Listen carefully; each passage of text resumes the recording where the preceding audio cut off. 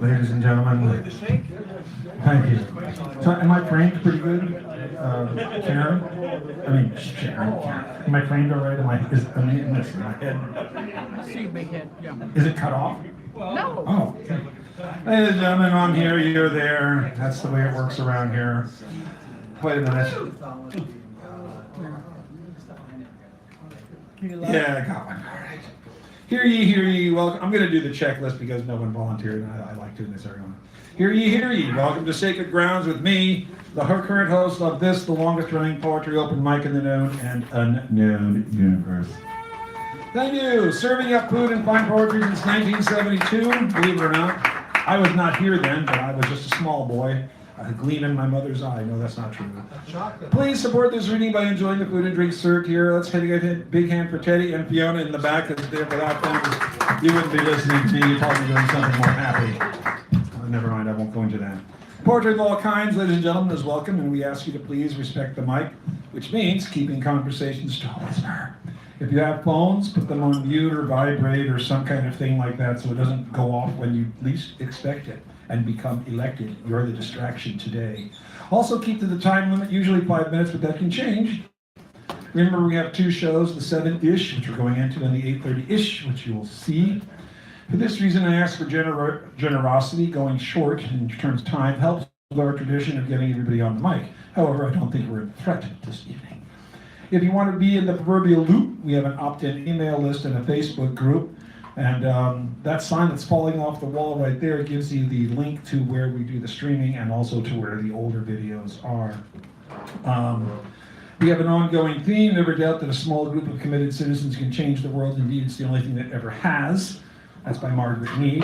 And we do have an evenings theme, which is, what was it? Counterculture. Counterculture, thank you. Counterculture, which is not a requirement, but that's what we're doing. Let me get the list here because someone else. I usually do this when someone reads this, but I can be a double-fisted reader. So tonight we have the keynote of Rob, right over there. Rob, give him away. Rob is our keynote of the evening. Richie Sandro, who was in the house in seclusion back there. He's our feature of the evening. In the second half, we have Tommy kicking it off with being the last word. Buford Button is the mini feature. And like I said, the theme is counterculture per David Herd. So be advised, we do record the evening. If an audience member wishes to do so, please ask permission. We'll assume you have done so should we notice recordings being made. My eye catches everything. It's a 4G thing like that. 5G actually, they tell me, but it seems kind of slow recently, especially in this neighborhood. Anyway, so if you haven't signed in, you probably should sign in. And with that, we're going to get started with Rob, the kicker off. So give it up for Rob as he comes up here. We're going to take this evening and swing it through. Oh, I forgot the prizes. Darn it, should I do the prizes? Do the prizes. Oh, Jesus Christ almighty and a hammer. All right, so Survival of the Prettiest. This is The Science of Beauty by Nancy Etkoff. I don't know. And a street sheet, that's a twofer. And one of the advantages, so-called, of donating or doing good cause things is they send you things like this. But I have a lot of things like this, so I don't need this one, so it's a prize. This is a book by me, Orphan City. It's a book inspired by children's poetry, and it's my responses to them. And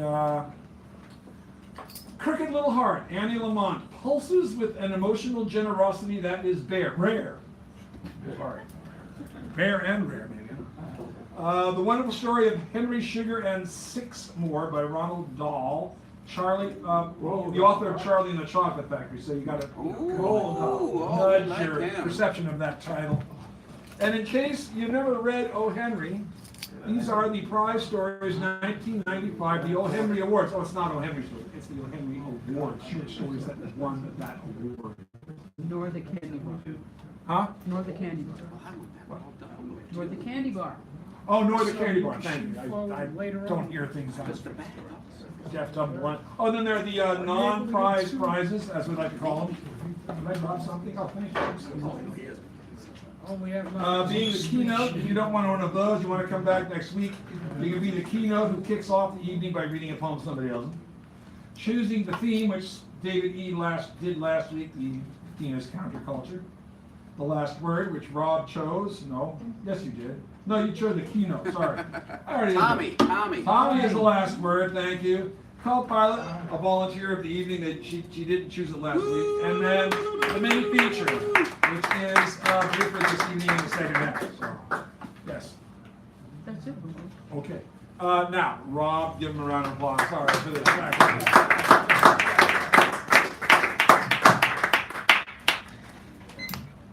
Bias is a powerful thing. When I was a teenager, I read Thoreau and immediately put him on a pedestal that was very, very, very high. And there comes a day, though, when you have to realize that your biases may not be exactly in line with objective reality. And this is the poem that made me realize that, much to my chagrin, Emerson was twice the poet that Thoreau was. This is called Threnody by Ralph Waldo Emerson. The south wind brings life, sunshine, and desire, and on every mount and meadow breathes aromatic fire. But over the dead he has no power. The lost he cannot restore. And looking over the hills, I mourn the darling who shall not return. I see my empty house, I see my trees repair their boughs, and he the wondrous child whose silver warble wild outvalued every pulsing sound within the air's cerulean round. The hyacinthine boy, for whom morn might well break, and April bloom. The gracious boy who did adorn the world whereunto he was born, and by his countenance repay the favor of the loving day, has disappeared from the day's eye. Far and wide she cannot find him. My hopes pursue, they cannot bind him. Returned this day, the south wind searches, and finds young pines and budding birches, but finds not the budding man. Nature, who lost, cannot remake him. Fate let him fall, fate cannot retake him. Nature, fate, men, him seek in vain. And whither now, my truant, wise and sweet? Whither tend thy feet? I had the right, a few days ago, thy steps to watch, thy place to know. How have I forfeited the right? Hast thou forgot me in a new delight? On that shaded day, dark with more clouds than tempests are, when thou didst yield thy innocent breath in bird-like heavings unto death, night came, and nature had not thee. I said, we are mates in misery. The morrow dawned with needless glow. Each snowbird chirped, each fowl must crow. Each tramper started, but the feet of the most beautiful and sweet of human youth had left the hill. In garden they were bound and still. There's not a sparrow or a wren, there's not a blade of autumn grain, which the four seasons do not tend, and tides of life and increase lend, and every chick of every bird, and weed and rock moss is preferred. Oh, ostrich-like forgetfulness, loss of larger in the less. Was there no star that could be sent, no watcher in the firmament, no angel from the countless host that loiters round the crystal coast could stoop to heal that only child?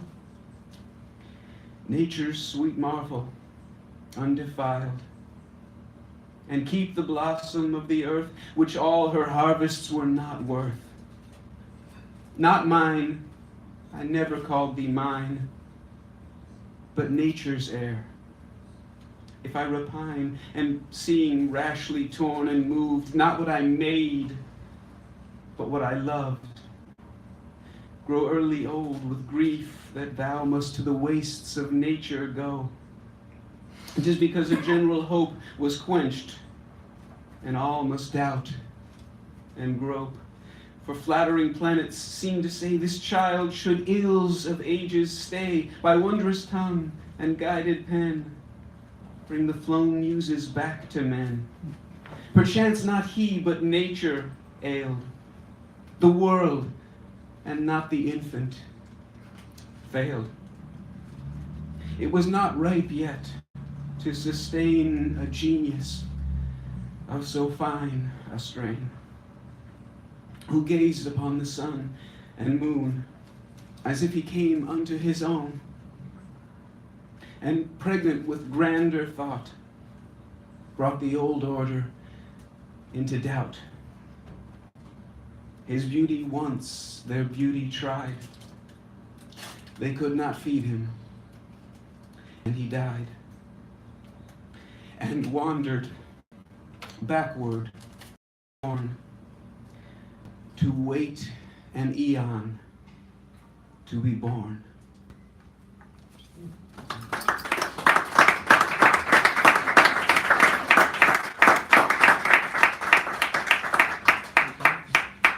Buford. Oh, Buford, come on up. Oh, Should I do it in the second half? yeah, you do that. Who was that? After Buford is Steve Hendricks. Huh? What? Oh, you're the mini. You're the mini. Yeah. Oh, okay. All right. Let's see.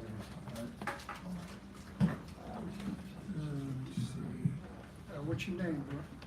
Oh, yeah. Steve Hendricks. Say again? Steve Hendricks. Give him a round. This is my number nine. No, it's Jimmy's son. Let's go. Expect delays.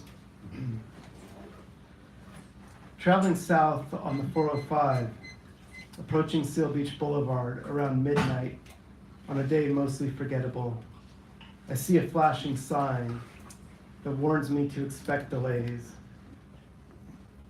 As if on cue, all the cars in front of me stop, and I slam on the brakes because I didn't expect this. I squint. The lights blend together in a luminous sea of red. Red is anger. Red is passion. Red is danger. I'm almost 40 years old, and I'm not a poet yet. My novel has gone through starts and stops, starts and stops, starts and stops, with no end in sight yet. My wife moved 400 miles away to a city whose gravitational pull on my heart keeps me in orbit, with nowhere to safely land yet. I have no children yet, but I've already prepared to mourn their loss. Well, I've tried for nearly 10 years to mourn the loss of an uncle, but I haven't figured out how yet, and yet, and yet, and yet. If I had expected this, would it have turned out differently? I exit the freeway because I have no patience for delays. I take the longer route to keep moving, moving, moving, moving. Pacific Coast Highway is like a depleted mine on nights like these, and the sordid heat of what would be spring in most places beyond California stifles even at this late hour. My movement is audible as I speed along the uneven road, generating my own wind, which crashes violently against the windows of the car until a red light at Warner Avenue forces me to stop again. I turn right at the Jack in the Box to keep from remaining idle, and it's a dead end. I park in the empty lot, run to Bolsa Chica State Beach, stumble across the sand because it's hard to walk on with shoes. I can't see the waves, but I know they're there because I can hear them. Roaring and shushing, roaring and shushing, roaring and shushing. Like an ancient clock keeping time, but not counting the seconds, or minutes, or hours, or days, or months, or years, or decades, or centuries, or millennia, or ages. What is time made of, after all? I look up at the sky. The moon is red. Red is love. Red is joy. Red is happiness. I've never seen a red moon, and I wonder if it has been red before.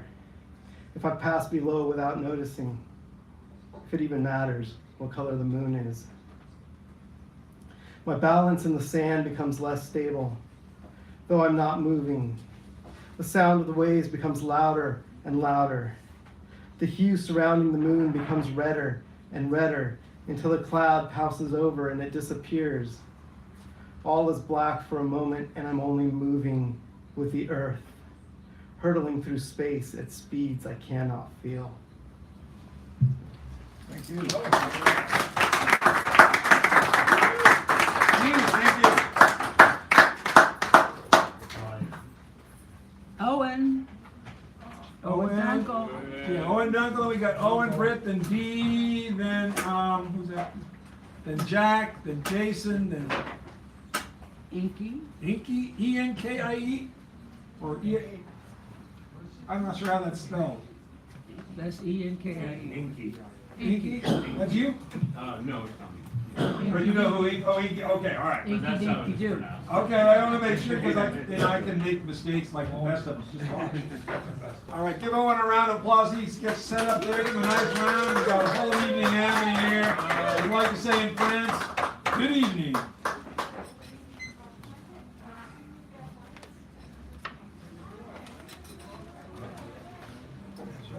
Called vacuity.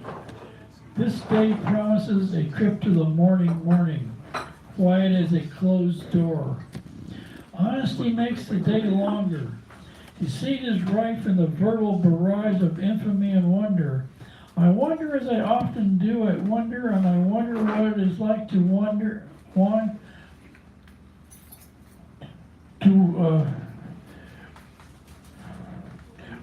and wander about the earth like a searching Daedalus. My mind wanders afar, my body stays put as though my leg were chained to a chair. My mind wanders longingly back to hot 29 Palms, to the hot desert, to the heat shimmering, almost creating a mirage. Old timers have seen some. Saloons, naked girls, water buffaloes swaying to the rhythm of the hot heat.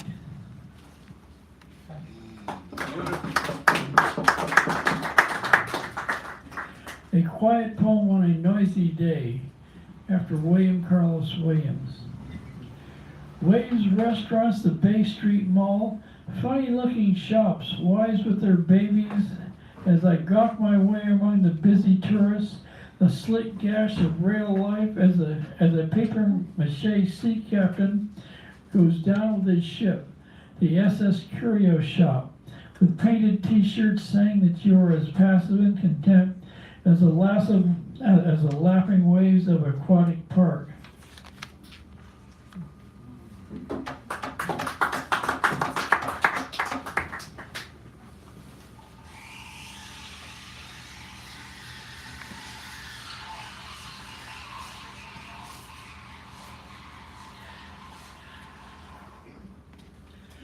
Street sonnet. The quick pace, the puddles, the buildings, the raining sharp aftermath of the buildings, the downpour of the day before tried to tell me that yesterday the sky was gray, to tell us that the sky is willing to tell us something about how we fear ourselves. There is a penance about sunny weather, as if it is there to tell us that we have let things down, that there is haste, that the brokers shall roar like beasts instead of juggling in front of sirens and street corners.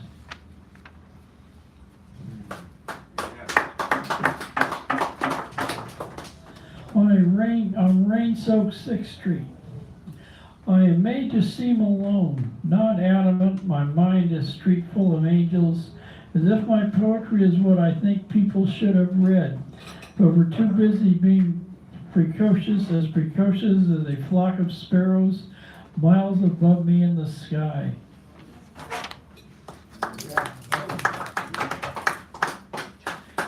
New rain.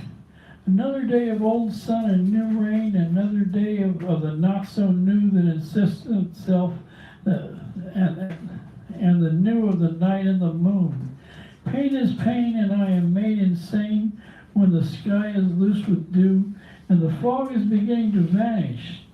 Canoe ahead, your strokes are sure, as vain as the dark shadows on the ledge. Of course I am a sledge. Moods and feelings cannot be accounted. Edge my thoughts, they love voice. Prudes, stoods, all say they are one with the gray air. Days of naysay, kin and kith.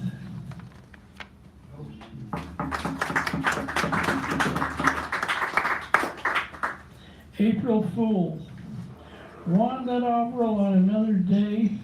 Pity my world on April and no earth to see the sun wane and the moon to shine like new and make me wonder where it has been. I have looked through my window and have not found it. Maybe it has been hiding on the edge of Northumbria, but I have not seen it since it hid behind to cry at the sun and pine away for the clouds and rain.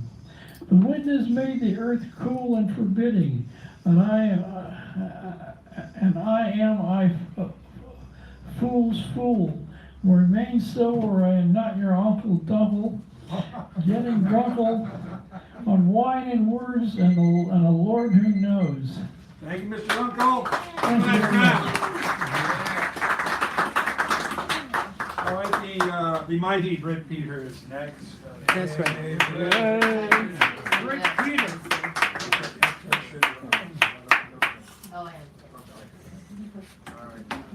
Thank you. Can you put that top folder under the book? Okay, counterculture from Mr. Erdreich. Thank you On so the much. counter, what's brewing in the Petri dish? More muck, toss it out. Or the mystery of Solaris, pond weeds swirling, time folding in on itself. A mix where salt and fresh water meet.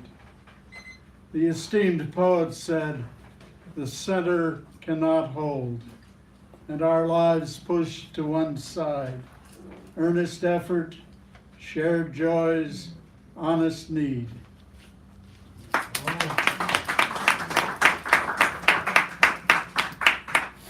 Counterculture. Most of the dock crew would stop off at Joba Jaws on their way home from work, the shack of a restaurant near the boatyard. Sometimes they would go there at the end of the graveyard shift. Pancakes and beers seemed in order. Piling through the door, elbows on the counter, syrup in a double stack, another round of beer. There would be drowsy talk between partners. Work talk at first, and then wondering about what they really wanted to do with their lives before going home and sleeping through the day.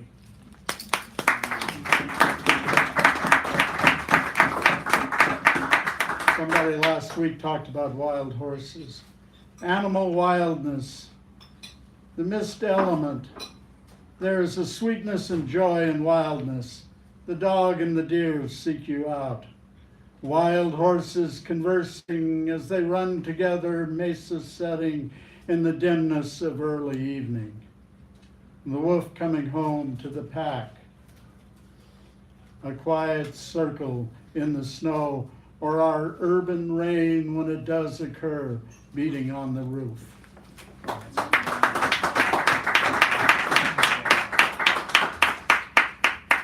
This is from this week's news.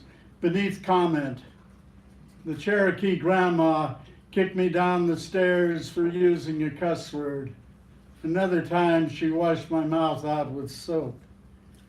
Can you imagine what she'd do if she heard little Donnie calling a lady horseface or Pocahontas?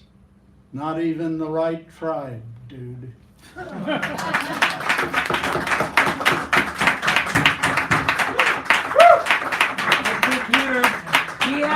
out of the park. D. Allen. D. Allen, who's in the house. Give a nice round. Always like to be right here.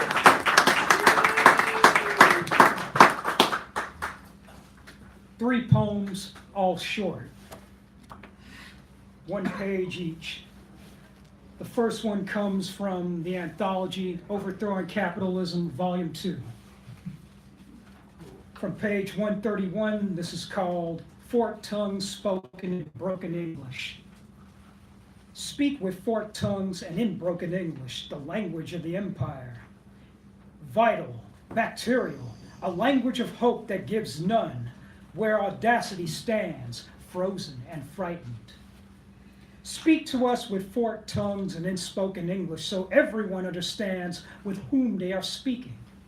The empire is where leaders lead, but people find themselves leaderless and confused by the broken language. In our empire, all the presidents' names are George. Remember to speak to us with forked tongues and in broken English, so truths can remain hidden, and we fight and argue from viewpoints that are viewless and pointless. Speak to us with forked tongues and in broken English, so that what was done to the Aboriginal people will continue being done to us by the children of empire. Speak to us with your forked tongues and in broken English, so Orwell's doublespeak reigns and shines. Speak to us straight, and we will just assume you are lying.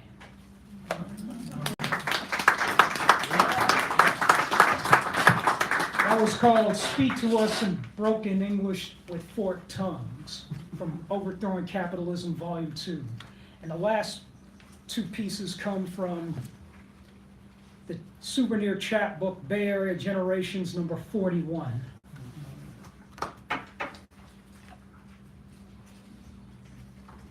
From pages 18 and 19. This next poem is called Weeping Vets. It is early evening. The next war of the continuing wars is about to begin. Vets from previous wars meet. What will they do when this new war begins? It is early evening. The next war of the continuing wars begins. The television sound is off. Pictures of Baghdad are on screen. Protesters march down 24th Street chanting. Everyone knows George II's war is about to be orchestrated for public viewing. It is early evening. The next war becomes the war. Television suddenly becomes alive. Bombs bursting through buildings. People filled with destruction. But for those who play video war games, who knows what they think, as well as tech heads who help bring and design smart bombs. It is early evening. The war continues with bombs bursting in air, ground. The voices on 24th Street erupt. Veterans know what is befalling humanity. The Usan Empire is in the following days, with millions marching across the empire told everyone they could take your protest, and in short, go fuck themselves, because George II told us. Shut up and go shopping, and we did. While the nights of the new war, the veterans wept.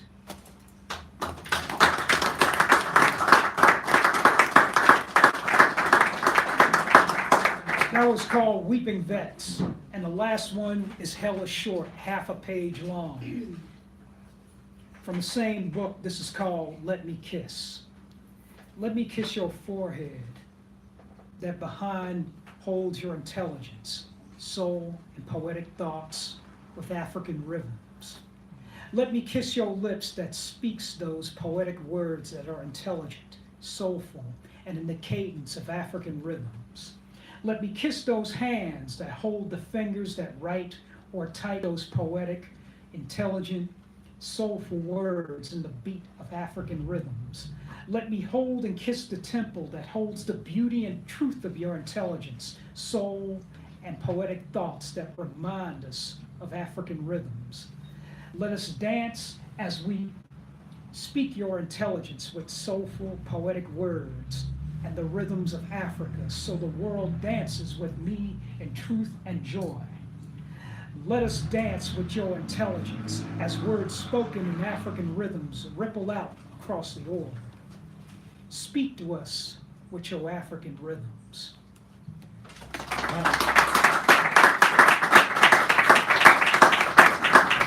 Heaven is called Let Me Kiss.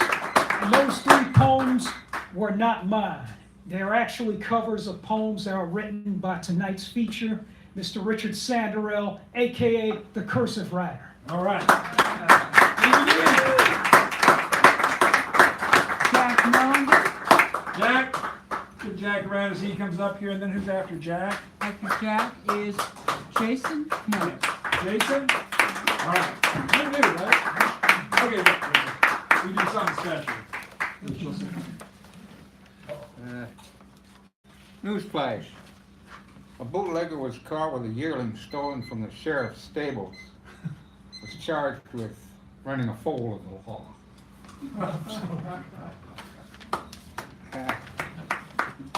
This is called Jack, get on the mic. They're having a hard time hearing you. Oh, cereal for gaseous skies, for tides of Roundup grain, for strip-mined mountains, travesty above GMO plains. America, America, how Moloch curses thee, deals civil wrongs, room to spite on throngs from sea to plastic sea. I took a name for that one. Computer dating. What may be a good match? Who knows who's good for whom? Computer minds may hatch a choice to light the gloom round what love searchers hope to see as true compatibility. Desire and chemistry may wield together too before they think, whom differences are then beheld to draw towards separation's brink. What makes into them to discover their fondest joy in one another, so each feels any other lover would love's inspiration smother. Some program sure can this deduce with some X-rated questionnaire to fill the database. What use then Cupid's taking to the air?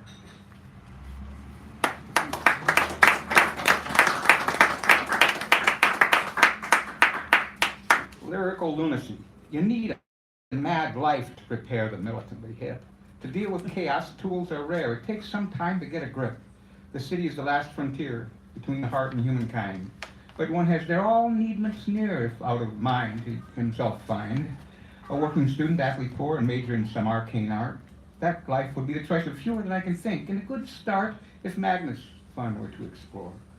So one would maybe long years on return where one had been before, to peep love's faithful since the dawn, to be a colorful old salt, where love's a smaller, younger field, and love's ubiquity to exalt, though peers to disillusion yield.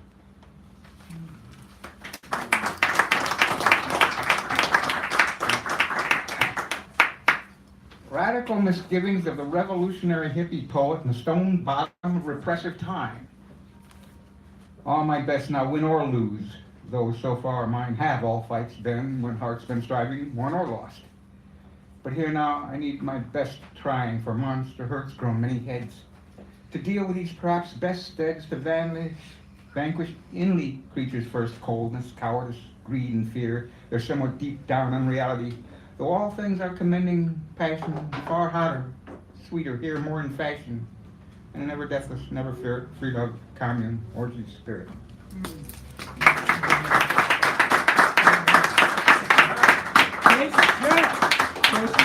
Jason Morris, he is new. He is new. Come on, ladies and gentlemen. Take it up for Jason over there.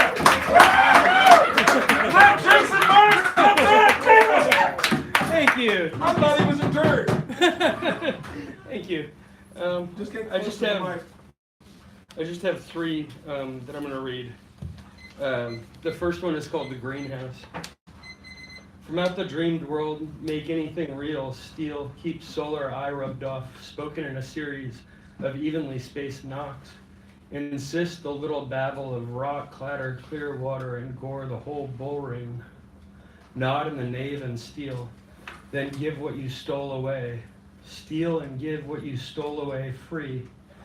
Remain neither nor in the held delirium, open nasturtium tongue, splice and rejoin head compromised, machine on tilt by gore, of unsensed mini miasma, diadem or catafalque, only ever either, not both and, pure blear ontic blather of the tiniest print not meant to be read, a cloud of stock quotes, sports scores, and no more even printed on paper now digital. Draw large, misshapely letters, ledgers of the other mind. Swap hands and draw as from unseen stack. Total alter, final else of star cards, quilts. Deal things dealt, built apart from any agenda. Raw matter most and born date as nebula. Here's tooth a complex. Sizing out, telescope, microscope, clatter of pebbles, constituent river, also a frame-by-frame constellation, also a train of mind. Corrugated twilight bent through greenhouse roof, frosted plastic, the shadows of bamboo loom over, heads myriad outskirts, here and impossible to locate.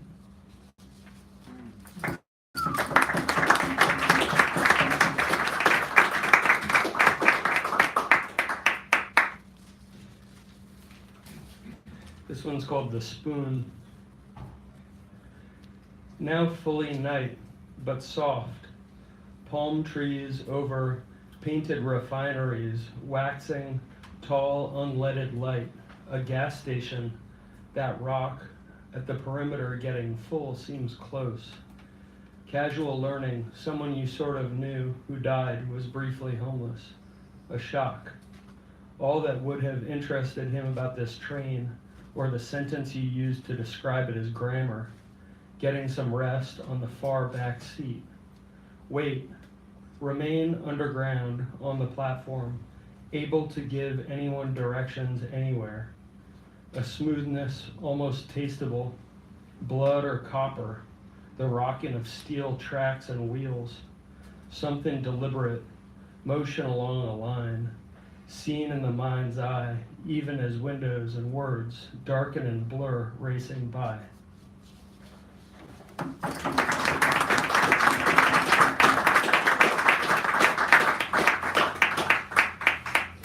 Okay, I'll read actually two more, but the last one will be really short. This one's called The Job. The senses are what the world returns to, not you.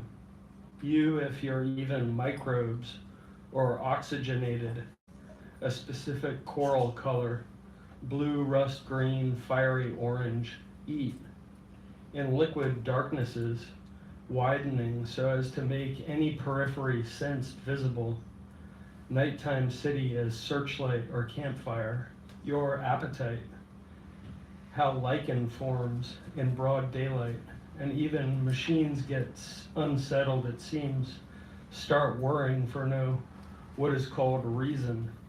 How weightlessly one drops as a body is a mind, or only ever is embodied, and so always starts on actual premises.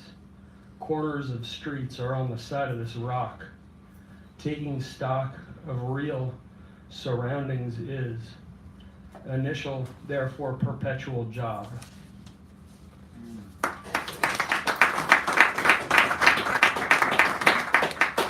And then this last one is real short, and it doesn't have a title. Once you start thinking about compassion, every situation merits it, every face, a heap of abandoned objects, missing parts. So the scope of the work is the scope of the world. Thank you. Thank you. Thank you. Thank you. We like to hear that. Thank you. Who's thank you?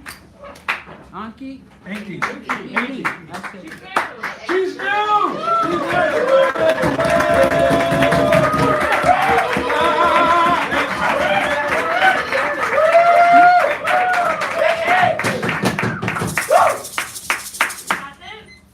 Hello. Hello. sorry to hear that, but we're kindly and we don't throw things except at me. That's all right. Okay. You're not me. All right. Just get really close to the mic so we can hear you better. Okay, That's- can you hear me? Yeah. All right, There you go. All right. This first one is called Trippin'. His eyes travel on the roads of my curves. With every pit stop, I inhale his words and exhale his thoughts. I speak, he gazes. Then his lips join the journey. I am consumed by him. I nourish him in ways he hasn't even realized yet. Beats and breaths quicken until rivers become oceans. As the warmth washes over me, I think my eyes will never get to appreciate the scent of his skin.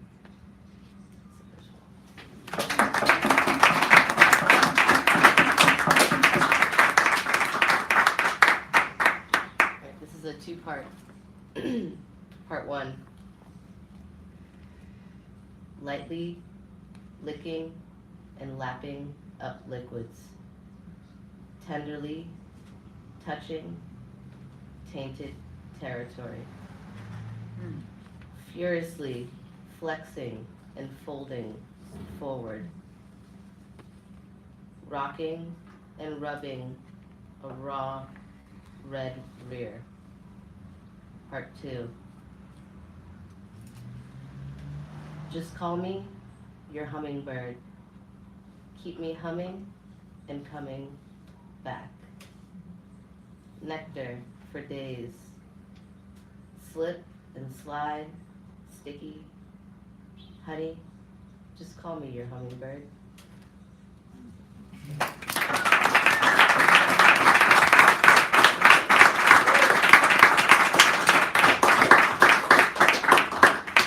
This last one's called Patience. When the bite mark on my thigh fades, when I finally wash my sheets and the scent of you fades, when the agony of knowing the last time was the last time fades, when the nausea from the thought of you with someone else fades, wake me up with sweet kisses and bitter coffee.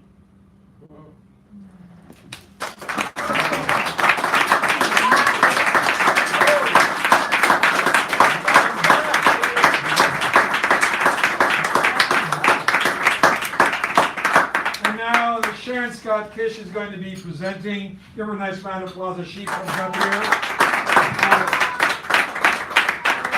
Miss Kish. Yes, Kish! Just a quick question. The poems that you read, those were written by you but honoring him, right? No, those are actually Richard Sandler's Okay. poems. Okay. Then you'll need this in a, yeah, sorry about that. I wanted to make sure I understood that right, and that's what I understood, but, you know, I made sure. I'm sorry. All right. Well, all right. There we go. Okay, this one's from Hemingway's grandson's bartending guy. Sinclair Lewis. What's the use of winning the Nobel Prize if it doesn't get you into speakeasies?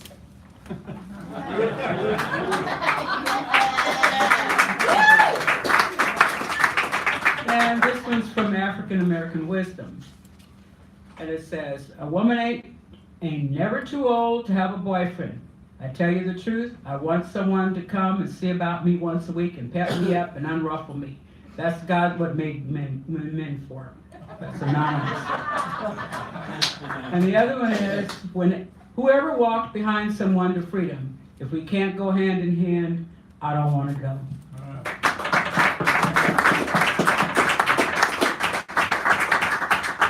So this is about counters. So this one's called Jerk.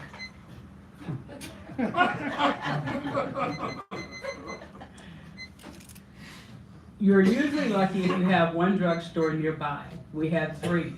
Katz, Rexall, the Royal, Mr. Owens. 2 were across the street from each other. Rexall had everything, counter, pharmacy. remedies, and of course, candy. Whitman samplers. No Russell Stovers. You had to go to this wonderful Blue Mirror stores for that, especially since Kansas City is its home base. Rexall had a soda fountain, so did Katz. Katz had a bigger counter, but that was never as big as Woolworth's and Kresge's downtown. The counters downtown were huge and horse-shaped. They also had regulars, usually old men, children with parents, and ladies having a chicken salad sandwich and iced tea. Children wolfing down grilled cheese or hot dogs so that they could finish with malts and awaiting an ice cream sundae or banana split. In the neighborhoods, the counters were definitely a destination.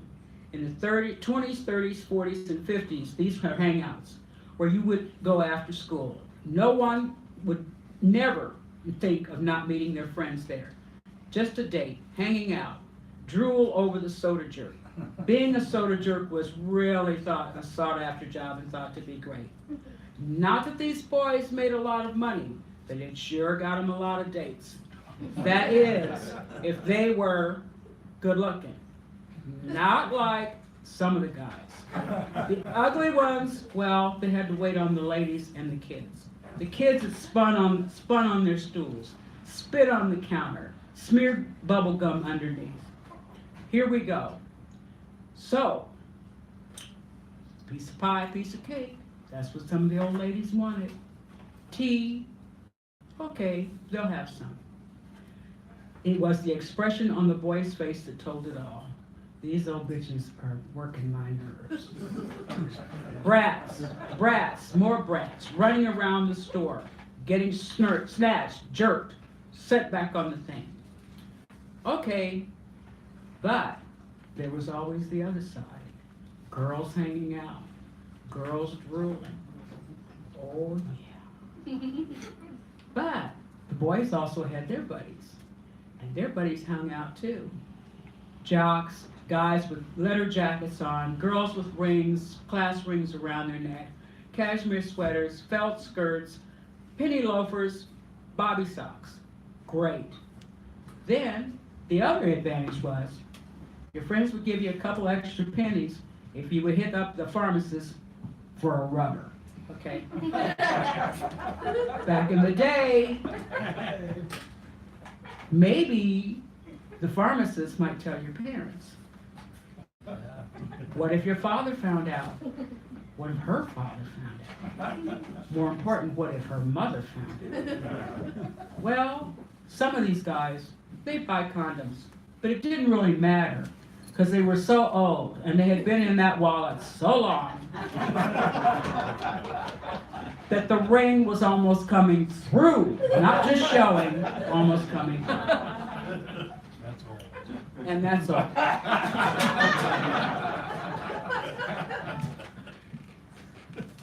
Walking a girl home was really a pleasure. Take her out, everybody sees you leave. Big deal. While her girlfriend sat at the counter and read movie magazines, true stories, and an occasional Jet magazine. Jet came out every week. Black News. Raced to the back to find out what colored entertainer was going to be on TV that week.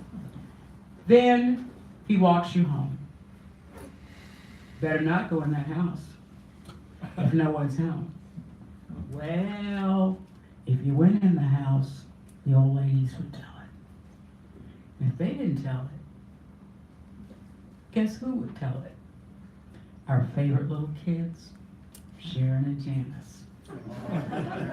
Here they come, skating by. Okay, they'll sit down. Don't push them off because you know what? They'll tell it. So give them a quarter so they can go to the store and get some candy. Give them a quarter so they can go to the store and get a bag of Guy's potato chips and a vanilla phosphate. You don't do it, you're in trouble. And you know what? Those little bitches will tell. So, here you go. And do not put your arm around her, because if you do, she's a slut and you both are in trouble. Condoms are not.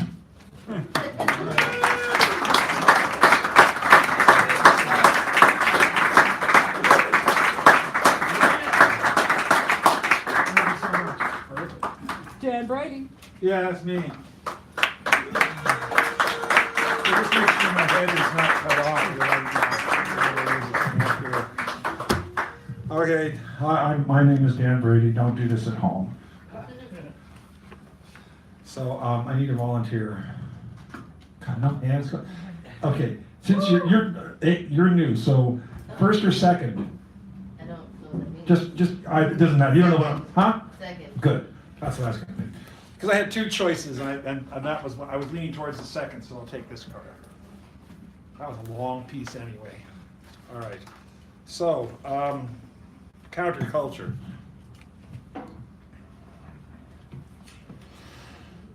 Warning. Oh, I'm a school teacher, have been, and so this is a warning that a school teacher might give. That's the background. Warning. You want me to read a story? Do you? Well, I just might. But you should know that I just don't read what's there. I will tell stories on a story, give the word on a word, track its roots, and take you way back. And we'll go on, connecting the story to each other and more. You'll tell me all about it. I do things with stories with you inside your imagination. I get under your skin, tickle your fancy, get you to look at things differently. Trouble is, once you know how to do that, you never, ever stop. Go on.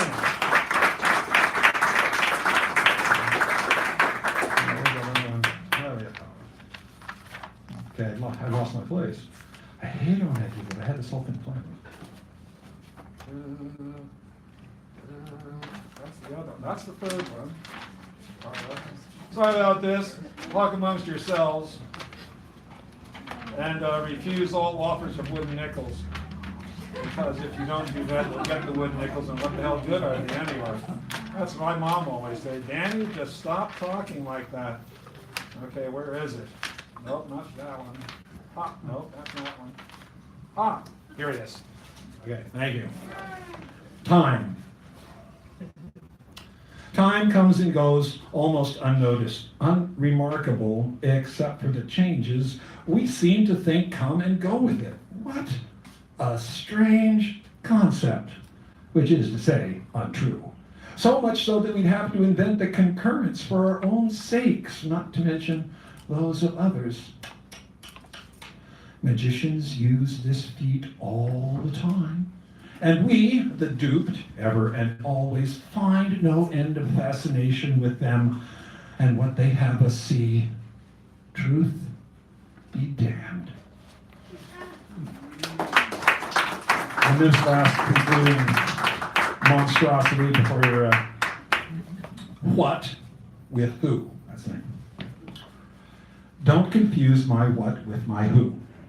That's one kind favor I'll ask of you. Anyone can disguise anyone with what they think they see by believing what someone else can or cannot be. Skin colors, opinions through and through, with unspoken prejudgments invisibly held as true. Yet this sharp blade cuts both ways, right through, slicing those you see as well as deeply into you.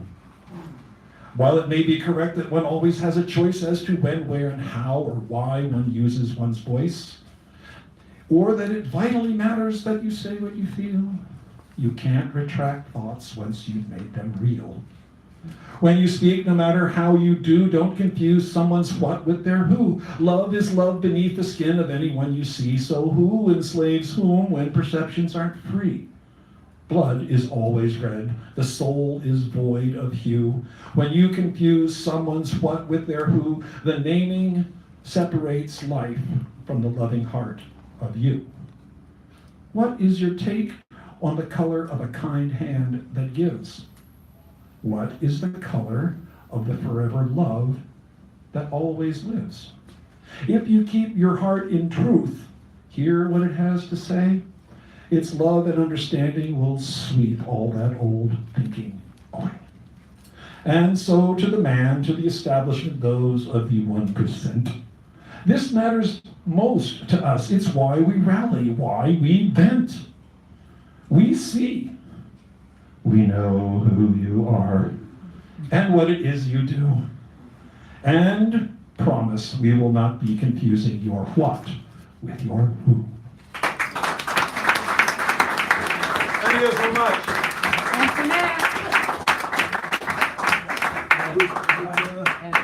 Oh, Antoinette, give her a nice round as she comes up here. The wonderful, the all-time co-host, the person who knows what she speaks of and why, and she's clear about it, just so you know. And a new grandma. And the counterculture. Yes.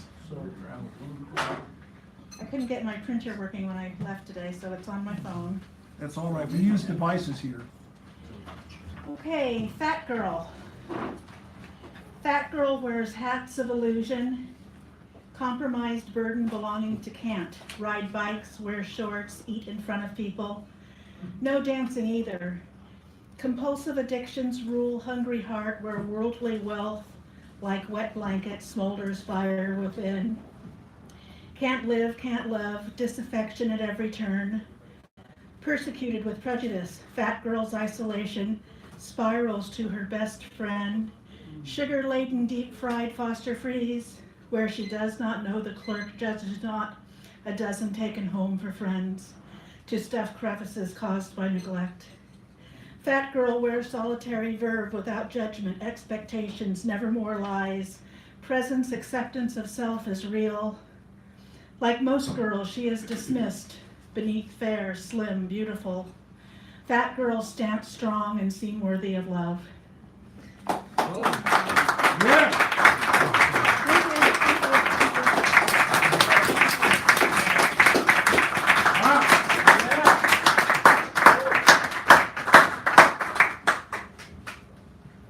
Cursive writer. I got to introduce him. He's the patient. Oh.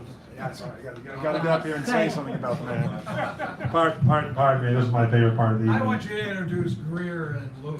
Well, okay, but we'll make sure we do that. You'll let me make sure that I want to do you, then we'll take care of them, and then we'll take care of being taken care of by the people who take care of people, taking care of people, taking care of people who take care of people.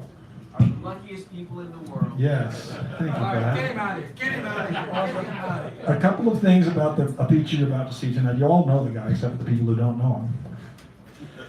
And I met him here actually, and he was sitting with two other guys, and they all read, and he read this poem that knocked my socks off, so to speak. And so after I invited him to feature, and I thought he was with these two other guys. I thought they were all friends, but I never saw those other two again. So luckily, he came back, he featured, and it was a great event, like tonight is going to be. And through the years, I'll just add a couple of things here. He has become a part of this series by inviting people to come, bringing people here, bringing musicians in, saying, Dan, have this person feature, have that person, here, meet this person. He helps out, he makes this place the way it is, and it's a really great contribution. He does other contributory things, networking and the like. So he's not just a poet. He's an activist, concerned human being, a person whose perspective is very, very clear, very, very dear, and he has a great quality. Now, I want you to come up and make sure I have their names correct. So come on up here. Give them a round of applause as you come here so I can then introduce the people that forgot their names. I don't like giving them the okay.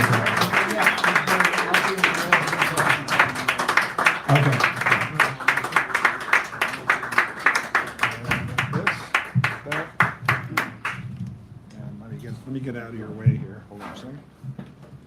Without knocking anything over. Notice I would like to invite Greer Rockette on trumpet and Louie Romero on percussion. Just briefly to say something very briefly about these gentlemen. Louie Romero is royalty as far as I'm concerned.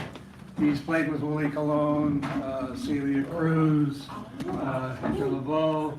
If anybody knows those people from the 70s, please go back to the 70s and discover the explosion of Latin music. And Greer Rockette has played with Count Basie. It was Freddie Hubbard who turned him on. Woody Shaw helped teach many things to him, if I got that correctly. And you will find, well, I'm going to do 2 praise pieces for him, so you'll learn more about them. Do you want? Yeah, he should be stepped so I can get you all in the shot. All right. That's good. Oh, yeah, that's good. All right. First piece is called My Ties, which I don't have one. My ties are my little red Corvette. If I'm having any crisis, my city died a long time ago, became lame as the rest of USA. Some are just in denial. We dress in drab colors not to be seen, may become a target. Remember when it was fun to dress up in our minds, full revolution? When we grew up, we knew our parents' history. Today, not so much, nor do they care. You'll die alone, caring only about yourselves, because that's all you give a damn about. We've become mediocre in art, life. What you present sucks as they do when empires fall. Underneath its skin, there are veins still pulsing with real life versus virtual. On streets, open mics, bookstores, stages. Thin crescent moon ready to slice and dice if need to. Mars dominates planet and sky. Man in street, his stage performance on demand, command. Skateboarder holds, walks his skateboard as strangers walk by, noticing nothing. Man begins to strut like Jagger, only he has something to say, emphasizing, pointing to all his audience before him. Wearing my ties of swirling colors, ready for my acid flashback close-up. Richard, move back the microphone. I can't see him. Let me make sure. Yeah, that's good. I can see it. I can see it not clearly. All right. It's called I Am. I am your light, your dark matter, your balance. I am the angel for good, but would rather be your angel of sin. Ba-ba boom, ba-ba boom, boom, boom, boom, boom, ba-ba boom. I am your rhythm, your dance, creator, shaker. I'll slay the European dragon who hoards virgins, gold, things no sane dragon ever needed. You'll be free to shake from joy, not fear. Boom, ba-ba boom, boom, boom, boom, boom. Ba-ba boom! I am your crooner, singer, frenzy, maker of songs, music. I will howl like the wolf, crawl like the king snake, muddy it like waters, blow like little Walter. Boom! Ba-ba boom, boom, boom, boom, boom. Ba-ba boom! I am your storyteller, weaver of human emotions. Want a story? I can make you laugh, cry, cringe. As you ask, I will comply, laying my head on your thigh. I will conjure stories to make your hair rise. Boom, ba-ba, boom, boom, boom, boom, boom. Ba-ba, boom. I am the harvester of love, not its beads. I need love so I can make love. Right, you betcha. Boom, ba-ba, boom, boom, boom, boom, boom. Ba-ba, boom.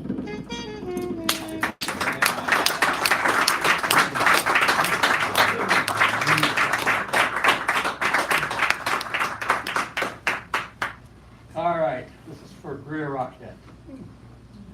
Master trumpeter.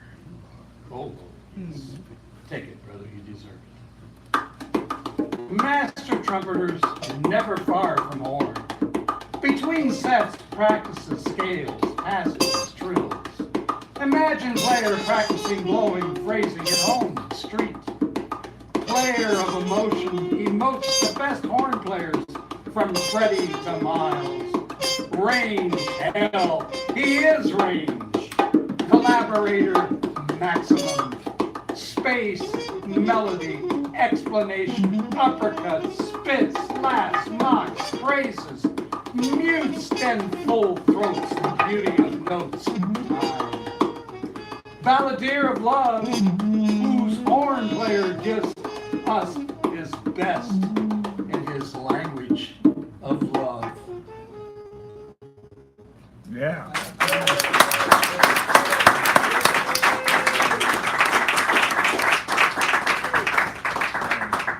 An update. When they came after native people attempting annihilation, murdering, then stealing their lands, resources, cultures, you weren't native, so you said nothing. When they made African slaves, separating families, later acculturating their culture, music, killing them in the streets, prisons as new plantations, you're not African, so you said nothing. When you forced the Chinese to build USA's railways, made them cut their queues, forcing them into Chinatowns, you aren't Chinese, so you said nothing. When the coal miners unionized, they were slaughtered, maimed for fighting to survive from those who stole the capital. You weren't a union man, so you said nothing.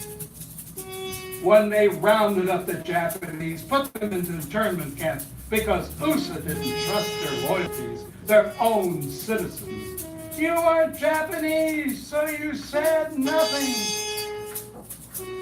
When they rounded and beat to death anyone who acts queer or dying of AIDS, you didn't have sex, but only missionary style between a man and a woman.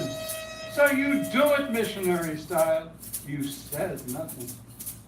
When they scapegoat farm workers or anyone with beautiful shades of brown as illegals, allowing exploitation of the worst kind, from living in squalor, odious working conditions, and pay so low no USA's citizen will work.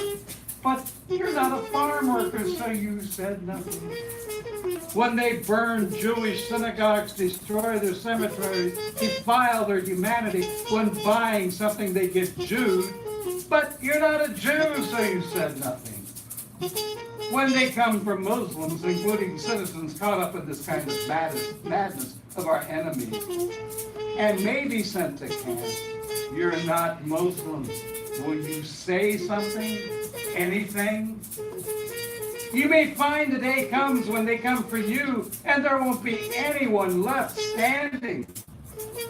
Despite all, solidarity survives. She no longer suckles. Keep her strong, healthy. She's growing. You see what happens when she's murdered. Repeating your mistakes over and over is a proven way to madness.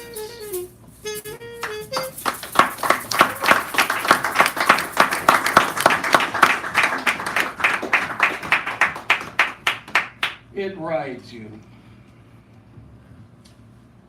A celebration. Drums that attack as thunder. It rides lightning. African drums add their voices to the attack with what seems to be a violent act of love, relieving stress between sky, earth. Drummer becomes one. Then ask or answers other musicians as dancers dance, sing for the mother. Shakers shake, drums talk, the story is told. Shakers talking, drums add to the polyrhythm, moving over, under, through, around, together. The drummers drum from drums so large, ladders are required, beats to the lowest, a boom, ringing of the deepest reverberations. This rhythm will ride you.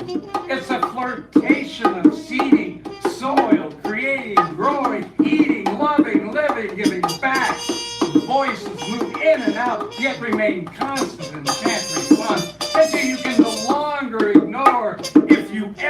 stood, layer upon layer, moving alive, anon forever. Dedicated to Babatunde Olutunji. All right.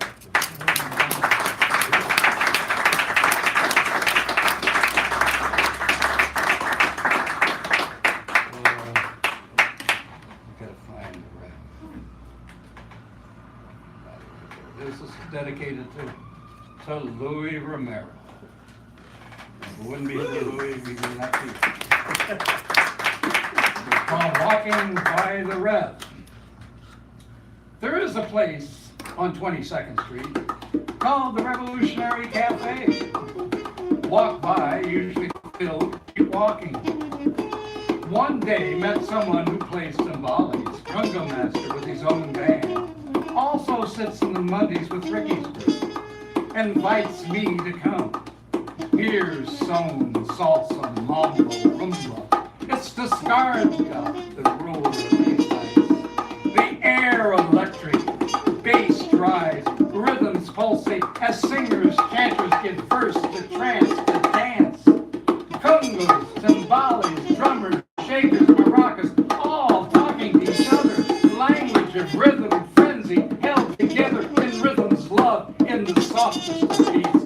While guitar howls, cries as joy and wails. Dancers' feet move across the floor as hips move up and down, shake, sweat as trombone takes to the top, giving percussion melodies, blowing to the stars as the building turns loose its foundations. Talk about taking us higher. Polyrhythms rule as piano sets rhythms, melodies, giving way to trance that tries to dance alive with life as we leave these earthly planes, headed for parts unknown. Incantations, music makes waves on skin, ocean, lakes, universes. Soul Train with Soam's children coming through. The mother loves this vibration, feels stroked with love. Flying, dancing as the universe brings us closer to her. They hear the beats, melodies, improv love at the Rev.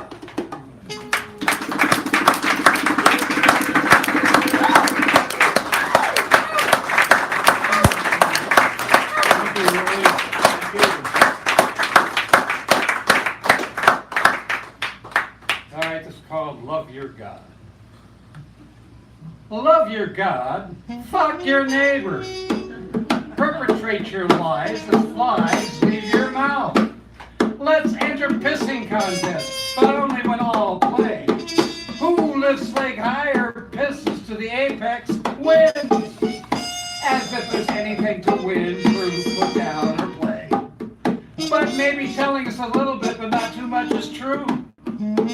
Baby, your war machines are in town. Love is in the air. Love for your killing machines, your gods of war. Proud penises waving in the wooden position as flags wave in air. Your God is the God of war, and war is our game.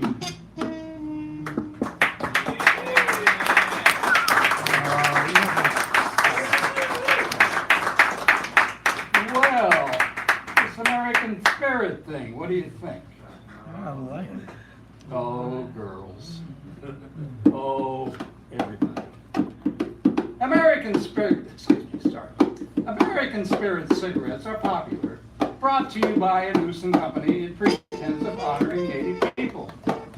Claiming purity of product and support of local farmers, their tobacco is responsible. This product is made from their zero waste to landfill facility, where they display a native man with a sacred pipe, as if they understood sacredness of this image. There are native people supporters who find this image offensive. Indians used just as another resource for USA to make money by despoiling the sacred. American spirit? Is that some sort of ghoulish, morbid joke? USA Wouldn't know sacred if it came dancing in full conga line, timbales on top. Might as well dance like it's 1491. Yes, this American spirit thing. Americans mean nothing since it was never called America before pale ones came. Younger brother comes back, terrorizes elders for what they have. Land, resources, things younger brother eats, including their own American spirits.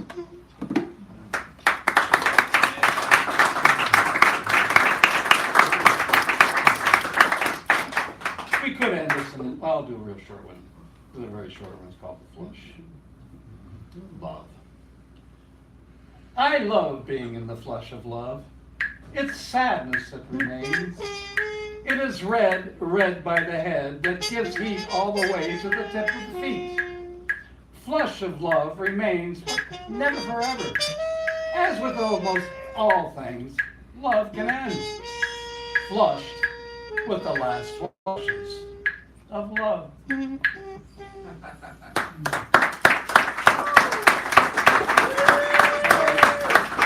will be the last one. This is called Move Along.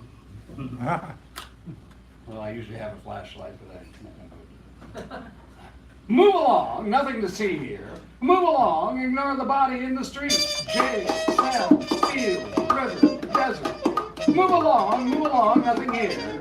Move, nothing to be gained by looking. Save yourself PTSD. Daddy, why are there no dogs at the border res? They're silenced, killed. All the better to bring drugs through here, my son. Daddy, why is there a black man bleeding in the street? All the better to protect us, my son. Daddy, why are there so many drunken Indians on the streets in jail? All the easier for us to break treaties and take their land, my son. Daddy, why are there so many mothers, fathers crying when we take their babies away? All the better to give those children a better way of life, living with a new Western attitude, my son. Daddy, do God's angels cry when they see these things? All the better for you to understand there are no gods, no angels. We do these things, my son, because we can.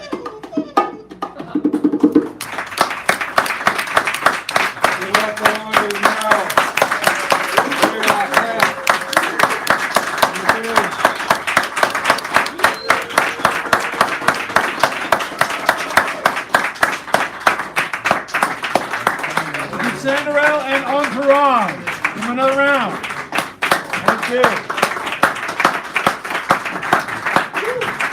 Okay, cool. So this thing will be turned to face the wall of poets while we take a short break. We'll be back. We have a second half with Tommy Avocola Mega kicking us off. You got Adam. Where's Adam? Is Adam here? There's an Adam one here. Rob, of course, we know Rob. Got Great Pond, Buford as their mini. I can't read this one. MUJ something? Oh, okay. Oh, then we got Hal and Alan Harris, Garrett Murphy, and then Tommy closing it out. So it's a powerful second half, ladies and gentlemen. See your neighbors and treat them with respect. About 5 minutes, 7 minutes, something like that, we'll see.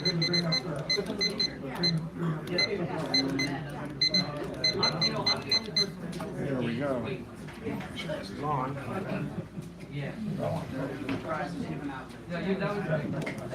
That's a nice thing. Good. Thanks for reading us. Oh my goodness.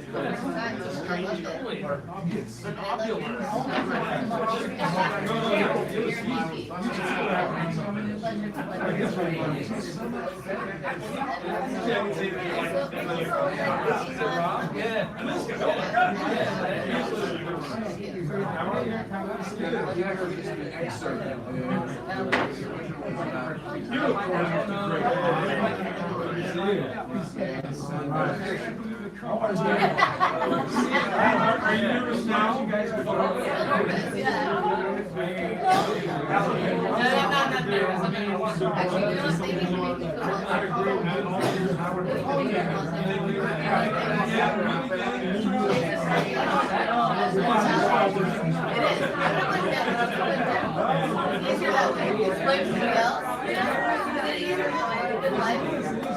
Scapegoat. I give him a scapegoat. Like what do we have time? We got to type right on the instruction book and rules on the table and I went to a free city college class where I started sitting on the people typing. There was nothing else to do but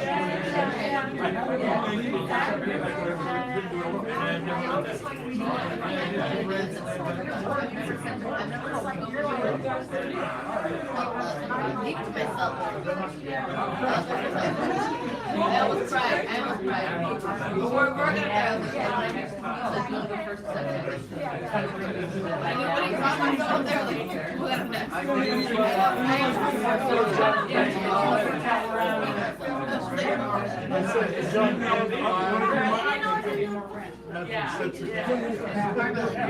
That's the next. No, we've heard. So definitely my son story. My older sister, I was making money with my own kids.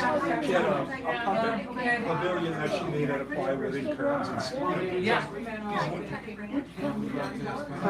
Understudy. Her second part was I drive a wheelchair van. She You know, I made you a pick people birthday in a wheelchair. $40. And She wanted me valuable to service play a in the role. city. This is all I had to do. So if you know of anyone who needs a Sock wheelchair, puppet. My then hands on the big bad wolf, right? I'm the man. No language. Took her 3 days.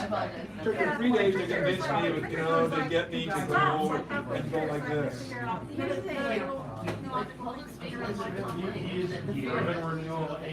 And when I had that experience, I took public speaking classes in high school. Yeah. He said, you gotta go up there. He made me. I I don't desperate. No, you're fine. Did you hear the round of applause? Did you hear the applause?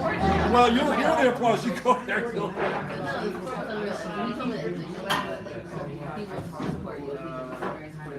Yeah. And I appreciate that. I put him in for a small location where I put my work in there and I collected my work. Yeah, no, I was worried that it would be Easier with things like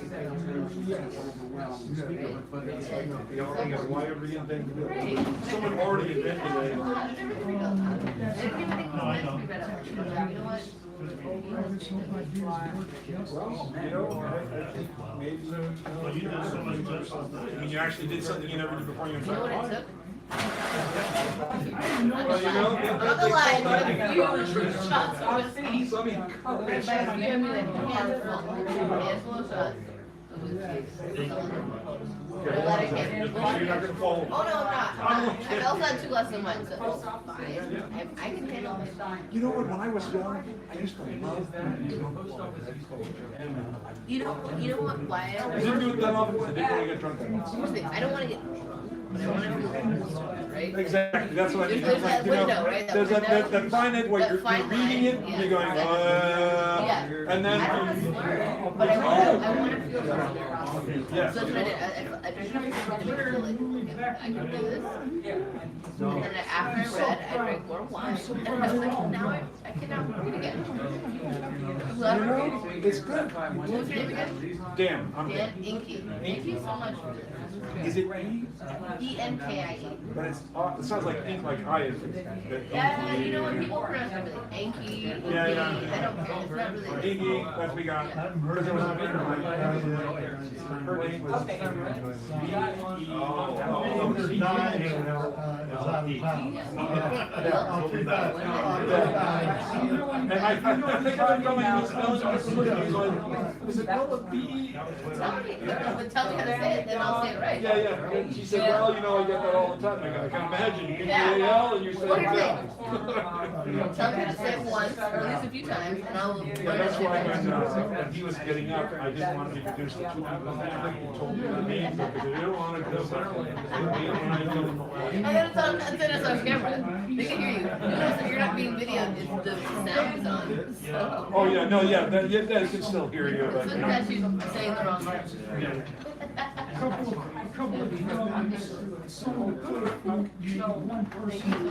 I literally, I'm gonna turn the panhandle on Cole and Kate. I literally walk across the panhandle. Theoretically could. Every time. I just want the volunteer. I'm learning how to do that. He's got me. We hear that she came because you guys agreed to wait. Well, Just say yes. because of her and No. So it's like a mutual. It's a mutual thing. What about you? This is like their, it's like the most romantic story ever. You're like the Here's glue. the support. It's two merging worlds here, and then getting married and being happily ever after. That's like the best story I've ever heard. And I've been trying to hear her.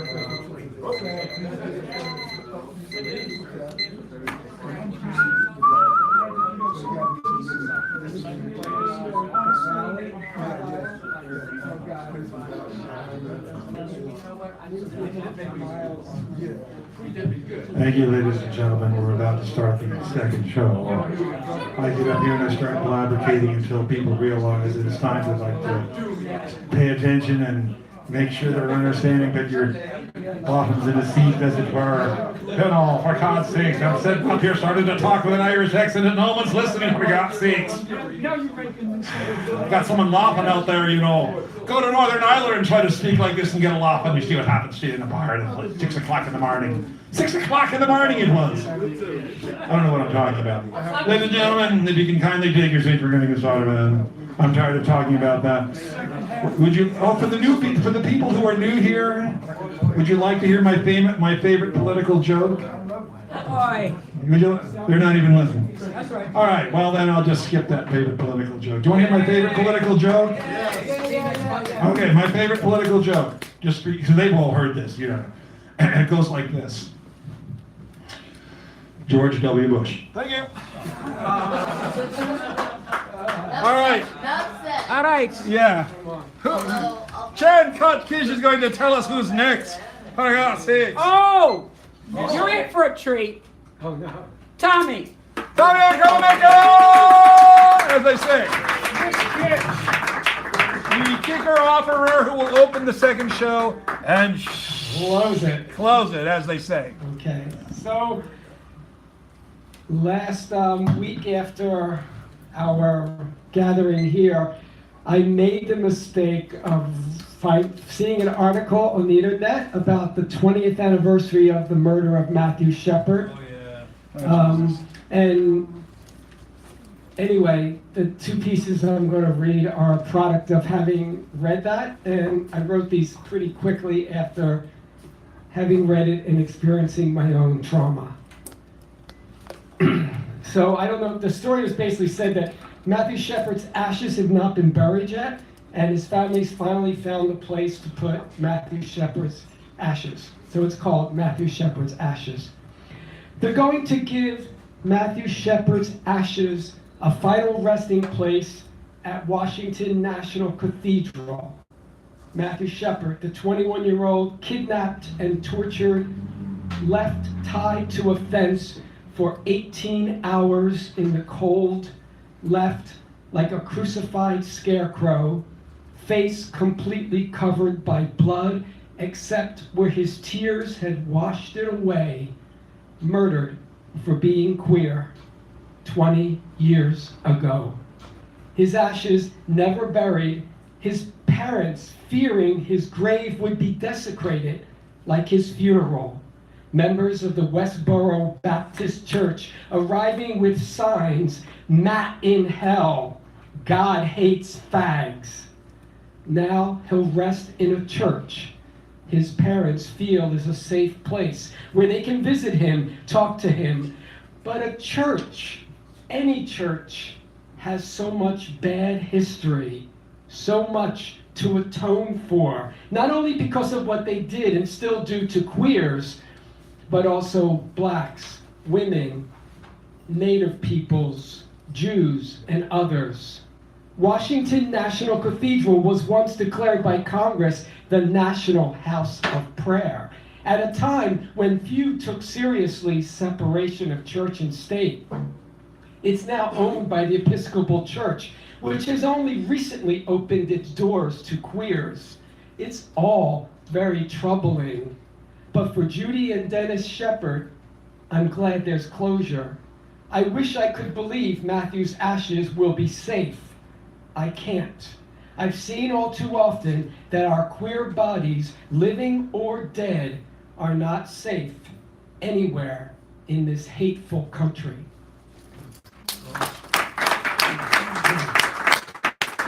And then, of course, it brought back trauma about my own fag bashings. I've been through 2, but I've been fortunate to be still here with you.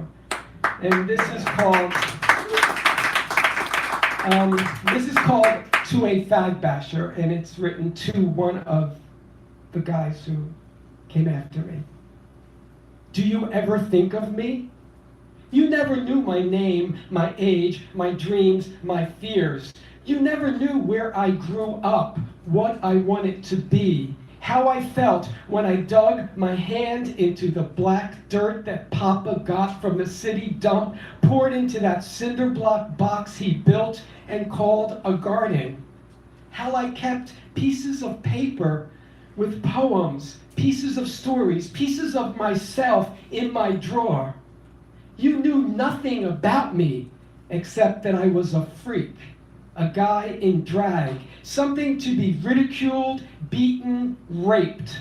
You hit me over the head, there was blood. I screamed, I knew I was going to die. I'm sure you saw it in my eyes. Doesn't the hunter see it in the deer's face just before he fires? Did you set out to do what you did that night? You and your friends following me? What would you have done if I hadn't gotten away from you? Would I be another Matthew Shepard or James Byrd Jr., another statistic? I woke up from another nightmare last night. I was running down that road. I was running for my life. I was a trapped animal, and you had a gun. Your friends had guns. The road dead ended. You surrounded me. You were laughing, pointing the guns at me. I woke out of breath, sweating, shaking. I lay there in bed, grateful that I'm now 3,000 miles from where we were that night. But no distance is ever enough. No amount of time can erase it from my mind. I'll carry it to my grave, and I don't even know your name. Did you become a senator? A judge? A father? Did you ever tell your kids, your wife, your therapist? Or did you walk away unscathed from something I've never been able to walk away from? Thank you. Thank you, Tommy Evercole Omega. He'll be back. Adam. Is Adam here? That might be the person that left with the guitar. I think so. Okay, Rob. Rob. Rob. Oh, Rob. You can Rob around as he comes up here.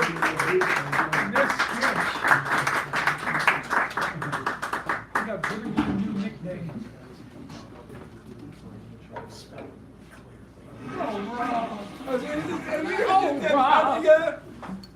I couldn't say that very well, but you know what I mean.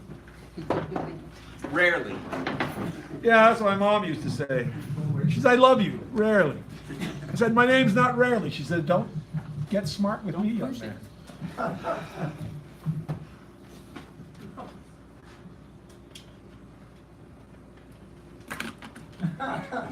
Okay. Great t-shirt, man. Thank you. let's see. I promised a song about an orangutan. So here we go. This is brand new, never performed. This is called Going Ape. And also, this is you have a part to play in this song. I'm gonna shout out once in a while in this song. How do you feel about so and so? And if you feel affirmative about so and so, then respond with some of the noises that so and so would make. That'll make sense once the song gets rolling. Stayed up all night for this, didn't you? Oh yes. I can hardly wait. Going Ape. There are 260 monkeys, but only 6 apes. Apes have many sizes and colors and shapes. Apes have great shoulders from swinging in a tree. So let's go meet the rest of our ape family.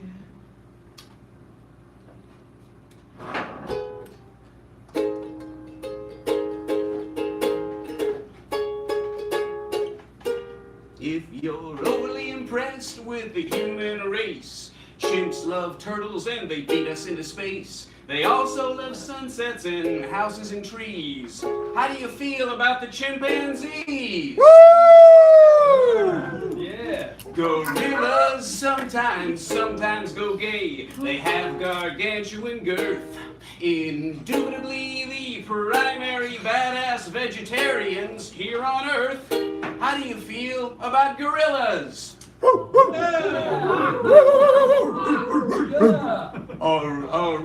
Orangutans eat dirt and they're deadbeat dads, but they don't kill babies, so that's pretty rad. How do you feel about orangutans? We're going ape. We're going ape. Let's hear some happy apes. We're going ape.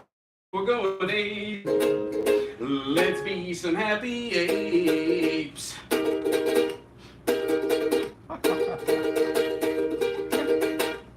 Gibbons live alone in pairs, one bull and one cow. But still those gibbons, they fuck around. We have no idea how. How do you feel about gibbons?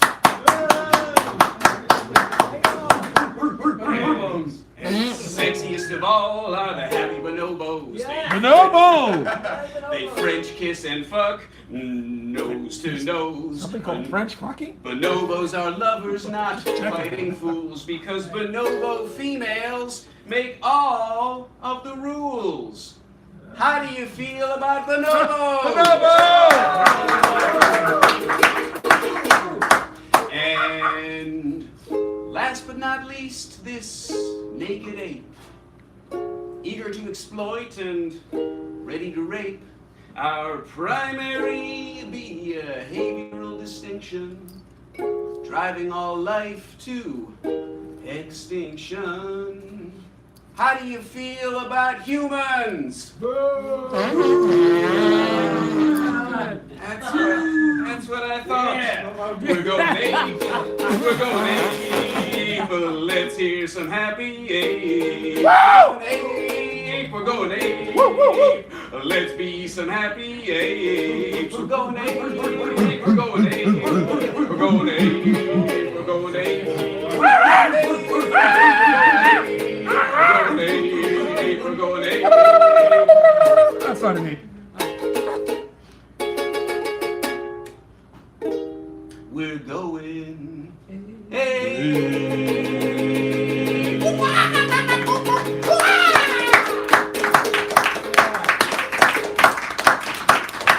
Who'd have thunk it? Orangutans in the news. Thank you. And now, Yes, both. the golden voice, The golden voice, Greg Pond. Greg Pond. Greg Pond is in the house. Or so we hear. Once he's on the microphone, there'll be nothing to fear. Here, here. Actually, there. Actually, I can move this closer to him now. I can move this way over here because. I left the house and I left my poems at home. Did ya? Yeah, but I do have this old newspaper. It's Haight-Ashbury literary journal. Oh, great. But you know, interestingly, all the poems in here are very depressing. So thank you, Rob, for giving me a nice open to this. All right, let's get right into it. Okay. No holds barred. Ben's overwhelmed. Ben's overwhelmed. He ain't been himself. Too proud to ask, fearing strings attached. Too tight to yield to the pressure he feels, to this test of will that hunts and haunts and hurts until the weight of the world causes emotions to spill from the bucket of tears across the rainy day sill. Ben's overwhelmed, but he does his best. Got a tough field to hoe with big shoes to fill, even though they're his own. And all that he's used to, he's not sure of anymore, reluctant to seek shelter from life's sudden storms. Ben's overwhelmed, he's a bit depressed, sinking in a pool of quicksand, reaching for a lifeline or hand that may change his status from an independent man who's too strong to fall to one too weak to walk at all, but tall enough to stand. Ben's overwhelmed, he's really stressed. If he should scream out from the top of his lungs, from the roof of his mouth, will it sound louder than a tree falling in the forest or a silent shout? Will anyone feel compelled enough to look down and see him some of his luck, then drop a bucket on a rope and hope it's strong enough to hoist this sorry ass up? Ben's overwhelmed, he's under duress, so down in the dumps where he sometimes gets stuck to the floor of the mental prison cell he's been trying to escape from. Will anyone ever respond to his muted cry for help? Will anyone be there to offer rescue when days get gray, when Sunny gets blue, or when Ben gets too overwhelmed?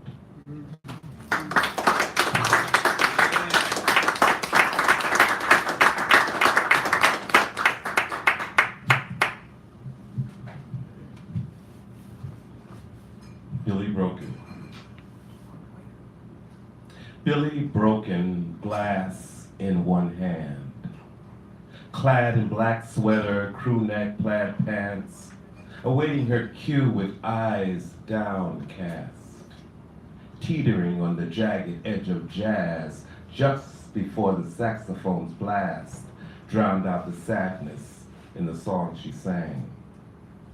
Billy trapped behind battered glass, veiled by a frame so randomly smashed it left lines on her face like a spiderweb map.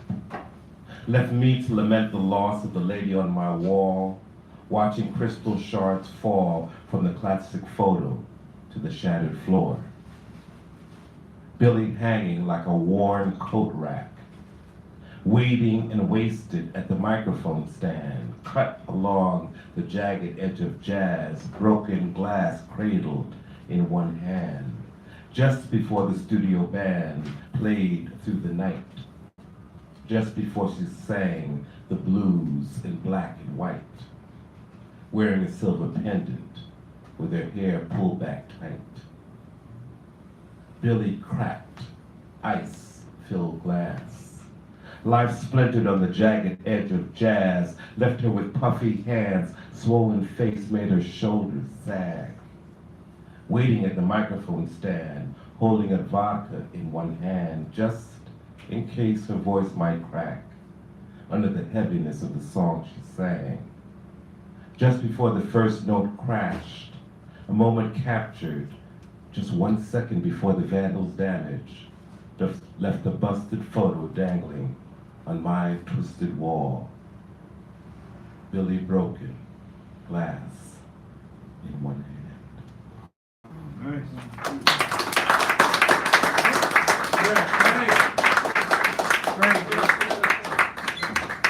Well, those are both yours, right? Yeah. Okay. I thought so, because I know Billy Broken. Okay, the Giants' best fan, Buford. Buford, our evening.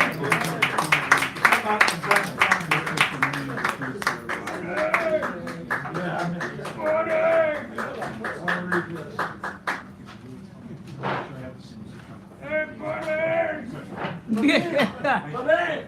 Buddy! Everybody to the microphone, please. Bad man to the microphone. Dr. Buford to the microphone. Dr. Buford to the microphone. All right. I'm going to read from, I didn't even see the one with Greg. Sorry. I want to Come around.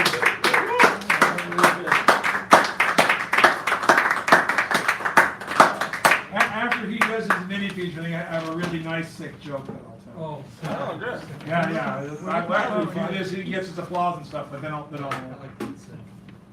don't know why I said that. It's a great sick joke. It's children's safe, actually. That's not it. Hold on, let me look. Look some more. Mess this up. What page is it? Oh, it's 7. Okay. Good.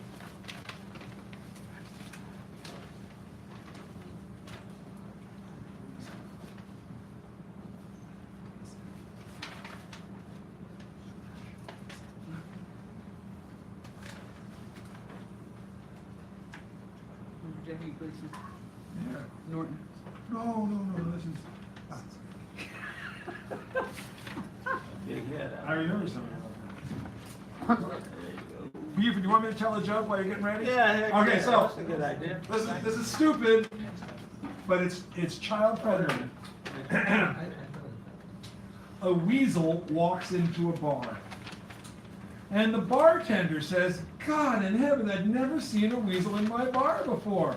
Welcome, come on in. What would you like to drink?" "Pop," goes the weasel. You'll never forget it, I promise. You'll never forget that joke. That was terrible. I know. He works with children, give him a break. They loved that joke. Some of them didn't get it. I had to explain that part. That's Okay. all right. Give him a round. Now we got he's ready to go. This is Vehicle coming called, up there. this is called No McDonald's for Me. You need to get a job to put yourself through college, Bufy. My father was assistant, so I went by McDonald's, the one that was walking distance from my house, which was also my mother's, my father's, my grandparents, 2 of my sisters, as well as my 2 brothers' abode. I had a job, one that I had had all through high school during the summers, umpiring baseball games all over the city of Mobile, Alabama Recreation Department. But that wasn't enough for my father. It was not enough for me, as it turned out, with college, women, and my immediate future, and the gas 8 miles each way from my house to school. I started college jobless, really. As it turned out, though, a woman who was a member of the family church was the director of a playground not far from where we all lived. "Buford, there's an opening at Navco Playground. You'd be great there," she told me. In addition to knowing this woman from church, I'd umpired baseball games at her playground. So I was hired to take packed cars of children and adolescents to play football, softball, and track all over the city to games and meets. I even coached my brother on my basketball team. He was the star, a dead-eye shooter who was also a perennial all-star in baseball, too. All through college, and about a month past my graduation, I carried and cheered on young men as well as young women in track all over the sweltering or cold, rainy city, depending on the season. I paid my college tuition in this way and slept in a single bed perpendicular and parallel to my 2 brothers in their respective beds. Every morning our father came into the room and announced, "Working boys, college boys, and high school boys, it's 6:30. Up went our older brother John's shade at the head of his bed, and he began reading the newspaper. That is, when he wasn't too depressed to work. But that's another story.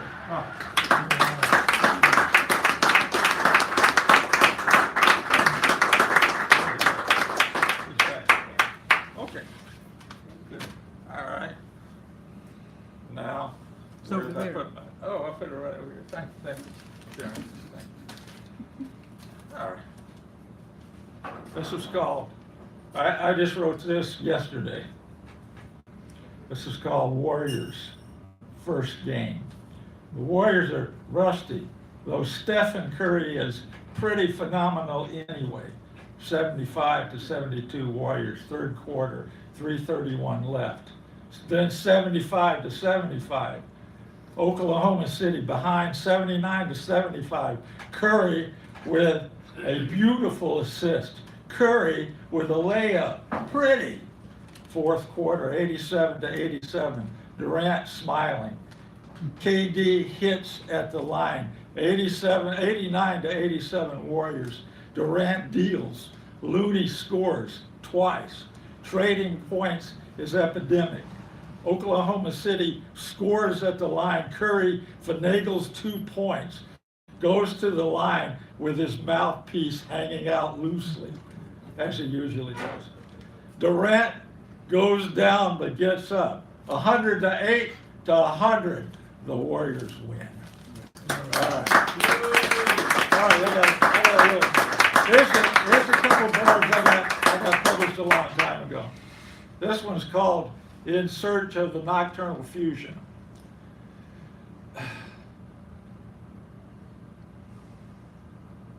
In need of an evening rhyme, I searched, it seems forever, beneath a table, between the sheets of my unmade bed.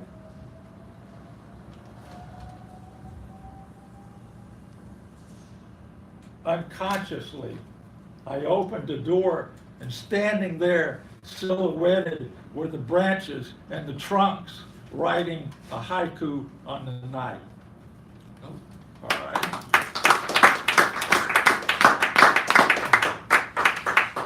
This is called When I'm an Uppity Up. When I'm an uppity up, I'll invite all the people to come up to my steeple. I'll have them to dinner, to lunch, and to sup when I'm an uppity up. The ones who will be there, all popes and all kings, will, and the poor will not find themselves living life for the one. If I must kiss asses, give me my lads and lasses, fine crystal and styrofoam cup, when I'm an uppity up.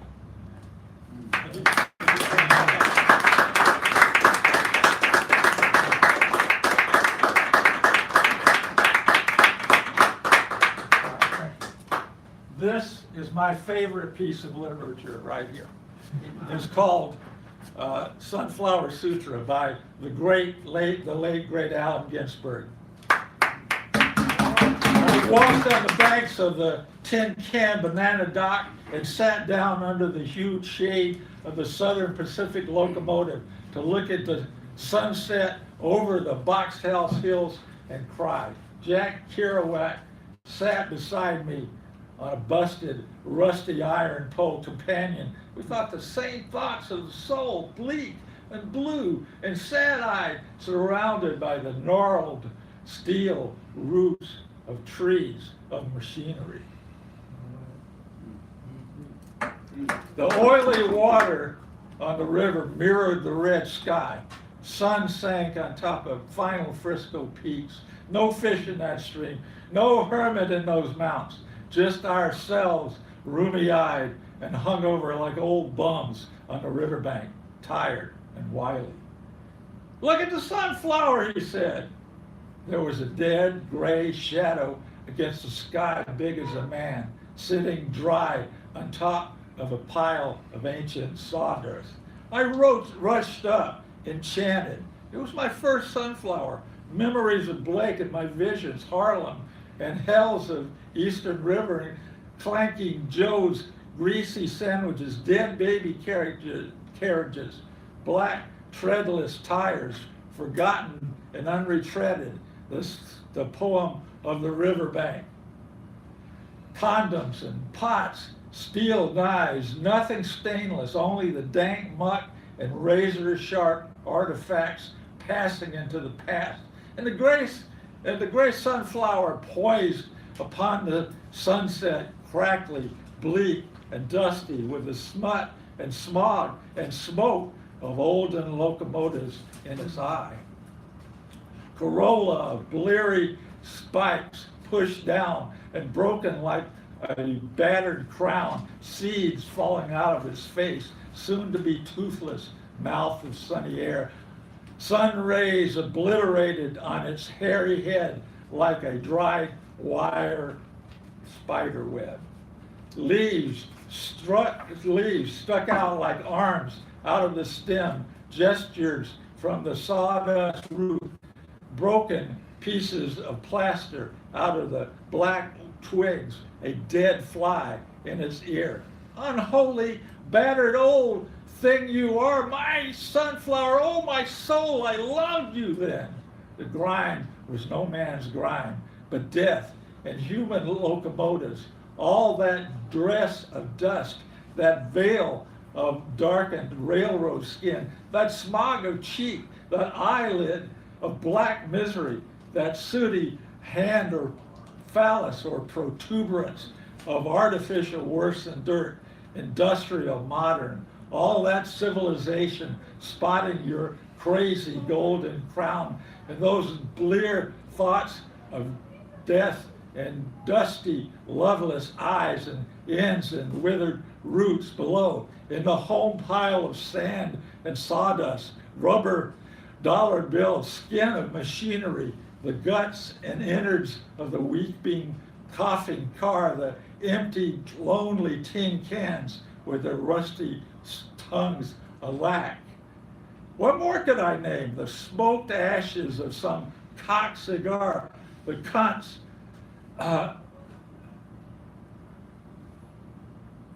of wheelbarrows and the milky breasts of cars, worn out asses out of chairs and sphincters of dynamos, all these entangled in your mummied roofs, and you there standing before me in the sunset, all your glory and your form, a perfect beauty of a sunflower's perfect, excellent, lovely sunflower existence, a sweet natural eye of the new hip moon, woke up alive and excited, grasping in the sunset shadow, sunrise, golden monthly breeze. How many flies buzzed around your innocent of your grind, while you cursed the heavens of the railroad and your flowered soul. Poor dead sunflower, when did you forget that you were a flower? When did you look at your skin and decided you were an impotent, dirty old locomotive, the ghost of a locomotive, the specter and shade of a once powerful and mad locomotive? You were never no sunflower. You were never no locomotive sunflower. You were a sunflower. And you locomotive, you are a locomotive. Forget me not. So I grabbed up the skeleton thick sunflower and stuck it to my side like a scepter and delivered my sermon to my soul and Jack's soul and anyone who will listen. We're not skin of grime. We're not dead, bleak, dusty, imageless locomotives. We're golden sunflowers inside, blessed by our own seed and hairy, naked accomplishment bodies, growing into the mad, black, formal sunflowers in the sunset, spied on by our own eyes under the shadow of the mad locomotive, riverbank, sunset, Frisco, hilly, tin can, evening, sit down fishing. All right, Rutherford.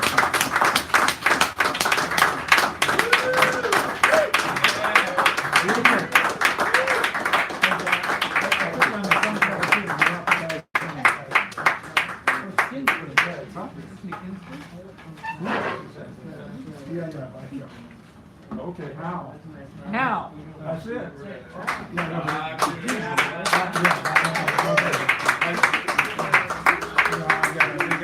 How, Robert? All right. Thank you. There we go. That was fun. That was good. Thank you. Juveniles by Ruth Stone. The dragons, the scale-tailed dragons have gone away, and the sea serpents no longer play. Now, in the pages we turn, is the tale of the engine that could. the real little stove that will burn. Is there no moral wrath to prick up the child? Are there no pitfalls? In this land, function beguiles and says, now we are all quite good, the wild is tamed. See how the derrick smiles. Come, shake his hand.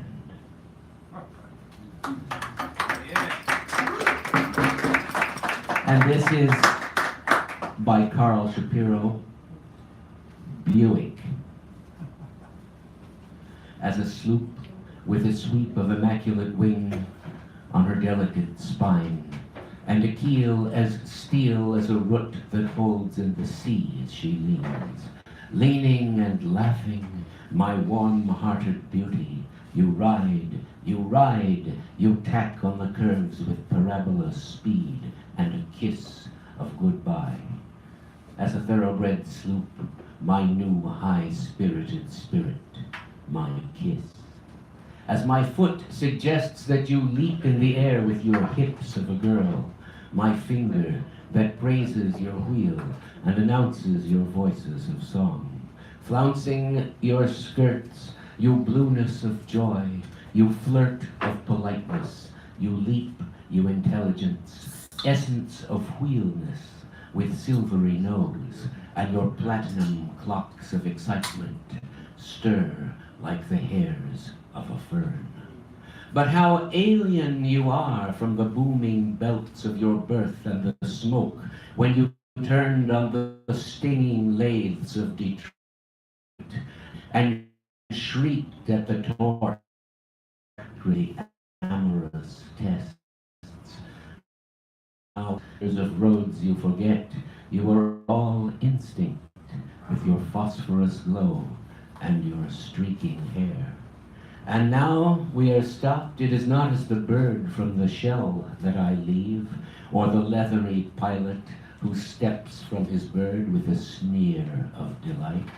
And not as the ignorant beast do you squat and watch me depart, but with exquisite breathing you smile, with satisfaction of love. And I touch you again as you tick in the silence and settle in sleep.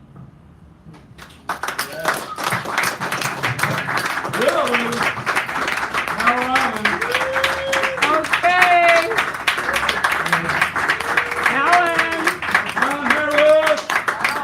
Another one of them people that if you haven't heard of, you'll hear about him. Is that Alan Harris? Alan highlights some guy. Oh my God, that's Alan Harris. Oh no, not him! Not him! Not Alan Harris. Who brought him in here? Tell us, tell us. Try to relax. Ah!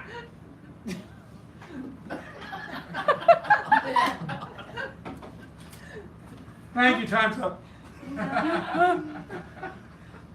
You passed the audition, don't worry. I'm not going to read. Yeah, you are. Just read. We were rough on him, let's be honest. Wow. Really makes you think, doesn't it? Said the man on the next gurney over. What? I responded. Cancer, the man said. Really makes you put everything into perspective, doesn't it? Really makes you realize what's important, doesn't it? Yeah, I guess, I replied, just wanting to be left alone while the chemotherapy that made me severely nauseous and caused my hair to fall out was being administered. Unfortunately, he continued. Really gives you pause, doesn't it? Really makes you realize how short life is, doesn't it? Really makes you just want to stop and smell the roses, doesn't it? Yeah, I suppose, I murmured, hoping he'd wander off and find a fucking rose to smell. But he didn't. Really makes you just want to tell everyone close to you how much they mean to you, doesn't it? Really makes you question the whole meaning of your existence, doesn't it? I let out a long, weary sigh. Yeah, I'm just trying to enjoy the chemicals here, so if you don't mind. But he was on a roll. Really makes you appreciate the laughter of a child, doesn't it? Really makes you hope you can see just one more sunset, doesn't it? Really makes you thankful for the simplest of pleasures, doesn't it? The smell of freshly baked bread, the sound of a bird's plaintive song, the sight of a black Labrador retriever catching a frisbee in her mouth. Oh my God! Will you shut the fuck up? Now, you'd think that being a cancer patient myself, I could get away with telling another cancer patient to shut the fuck up. But apparently not, because this guy complained to a nurse, and then she called over the bouncer. Excuse me, is there a problem here?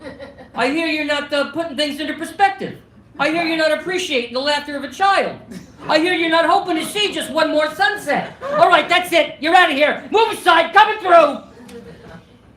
You see, when you get cancer, you're expected to deal with it in a certain way. You're expected to be philosophical, sentimental. And if you don't, people start to get nervous and become confused. Why isn't he using his defense mechanisms? They wonder. The same could be said for the euphemisms that people use for death, like, he passed. What do you mean he passed? You mean like through an intestine? Was he eaten? Or, we lost him. Well, I'm sure he's around here somewhere. Have you looked everywhere? I mean, how hard can he be to find? He's a corpse. Just follow the smell.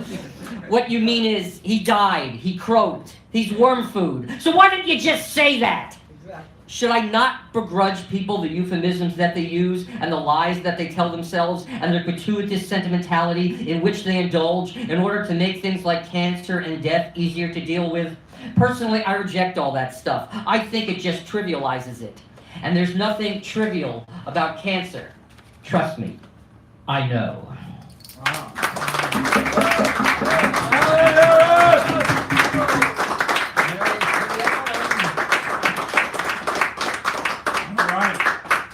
Now we have a very special guest, Garrett Murphy, who is always wonderful, passionate, compassionate, caring, and more. Mr. Garrett Murphy, good night. He comes up. We got Tommy closing us out, so just be aware.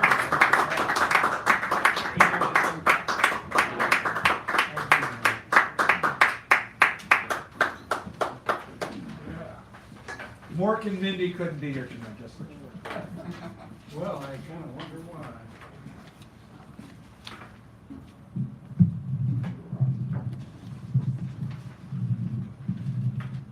you said to say nanu nanu, however.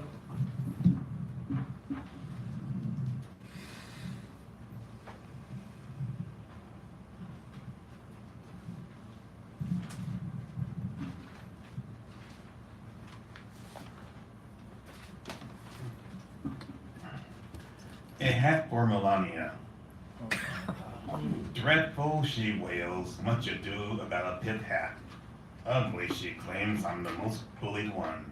Nice though she notes I'm being granted a new one. Comfort it fits as though made just for her. Easy to do with first character of each line.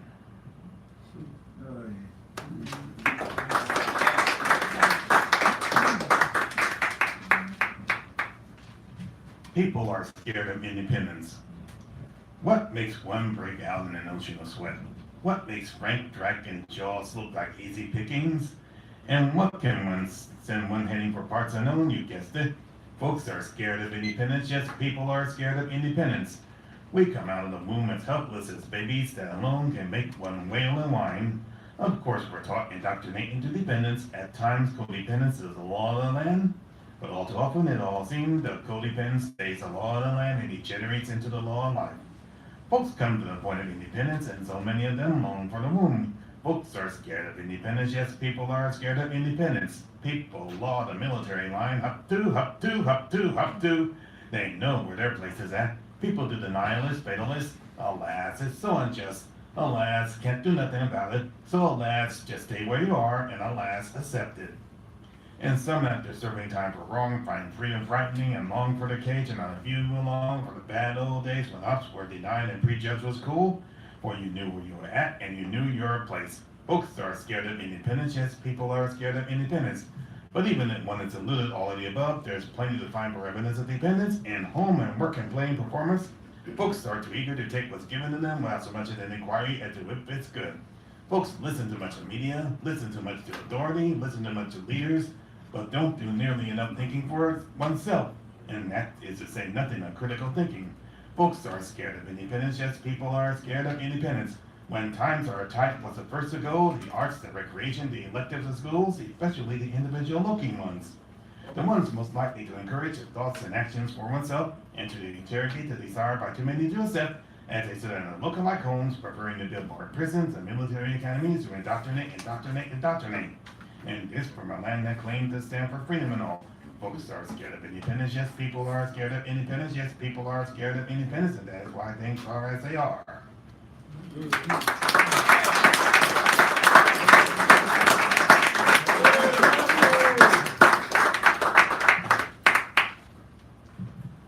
Can ye not? Can ye not take a shit, a walk, a shower, a nap, or just a hike? Only one steeped and stranded with a chump in Stockholm would call its ancestors' ordeals a choice of their will.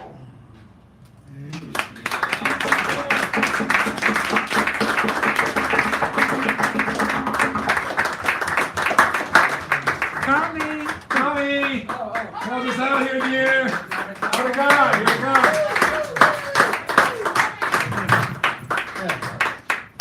Okay, I have to close out this night, huh? Yeah, someone's got to do it. Yeah.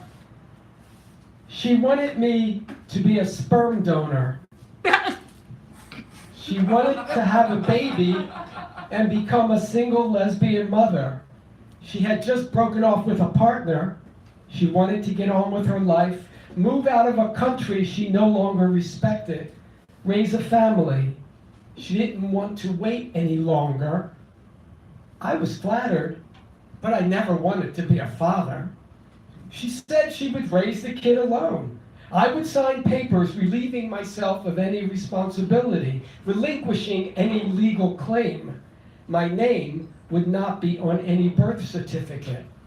It would be as if the child had sprung from the head of Zeus or been found wandering in a forest. The procedure was simple: a small sterile bathroom, a porn mag, a few strokes of the hand, ejaculation into a cup. I walk away, never have to think about what I'd done, never have to change a diaper, care for a sick child, or explain a thunderstorm to a pair of fearful eyes, convinced the world was ending. I came across her name recently in some papers I found in the closet. I figured her son, the one she conceived after I turned her down, is in college now. The years a blur since that night we sat in her car in front of my apartment building. I have no regrets. With the environment on the brink of its worst disaster and humanity's extinction almost assured, leaving behind a child is the last thing I would ever want to do. And I'm going to end with, a lot of people ask me when they hear my name, what? What? So this explains my name. Laura? You know, I have been wondering. Yeah, I'm sure. Everybody has, right? Okay. You're just clamoring for this poem, and I know it. So that's why I wrote it, okay? Yeah. If you have to know the truth. Now I don't know why he's called Bob. It's geography. Geography. My name did not arrive on the Mayflower, travel west in a stagecoach, or fight in the Civil War. It came through Ellis Island a little over a century ago with Cosmo Avicoli and Nicola Mecca, two men in the deep south of Italy who boarded boats in Napoli, carrying with them untold numbers of ancestors who had worked the land for centuries. Their dreams flowed like an IV through my umbilical cord. Relatives called me Tomas or Tomaso. Tomaso, see. To the nuns, I was Thomas, though that name never felt comfortable to wear. I chose Tommy with an I when I started doing drag. It's androgynous, right? And besides, Italian doesn't have a Y, and neither do I. Get that?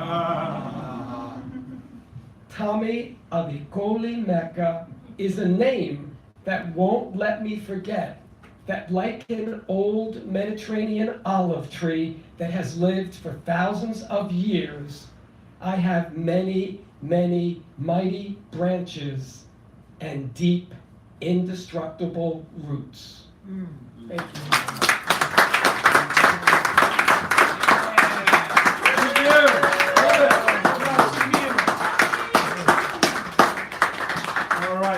Thank you all very much. Next week, we have the Bay Area Poets Coalition bringing a set of people here as teachers, or I'm not sure exactly the names yet because they're not sure, but they'll be here. They'll be good. And now, if you were here and you signed in, which many of you did, you'll notice there were numbers by your name, and you carefully observed that there are numbers on these cards, which I have been shuffling obsessively, compulsively, and I'm handing off to my co-pilot. To do the same. She will do the same thing while I reintroduce the prizes, the door prizes, such as they might be called. Survival of the Prettiest by Nancy Epcot, related to Scott's show. This is Orphan City by myself. Yeah. And The Crooked Little Heart, a novel by Anne Lamont. It says pulses with emotional generosity that is rare. Not well done, I suppose. And then we have The Wonderful Story of Henry Sugar and Six More, 6 S-I-X, just so you know, by Ronald Dahl, author of Charlie and the Chocolate Factory. It's not Ronald. Roald. Roald, R-O-A-L-D. Sorry, thank you. British. Roald, as in oats. Also wrote the screenplay for the James Bond film, You Only Live Twice. Let's see, there we go. We got these. And the Henry Awards for short stories, all the short stories from 1995. That was after the change. And then the mini feature, which we had this night, the co-pilot, which you see before your eyes right here. Last word, which Rob did, right? Rob? No. Tommy did the last word. And the keynote, which of course this evening was Rob's. You're on the list. And then choosing the theme or prompt, as I like to call it, which as comes. Oh, and this bag, which is in a way my bag, but it can be your bag. It's a handy dandy bag. So when you donate to things, they send you things, but I have too many bags. So anyway, and that's brand new. Brand spanking new. That came in the mail on Wednesday. You don't have to oversell it. Yeah. Oh, will you stop complaining over there? Yes, I'll stop complaining over here. Okay, door number 1. Door number 1. We have number 21. Who's 21? Not on. I can't drink now. Garrett. Garrett Murphy, the first prize to be drawn, just so you know. Garrett Murphy. Never do that again. Not for the next time.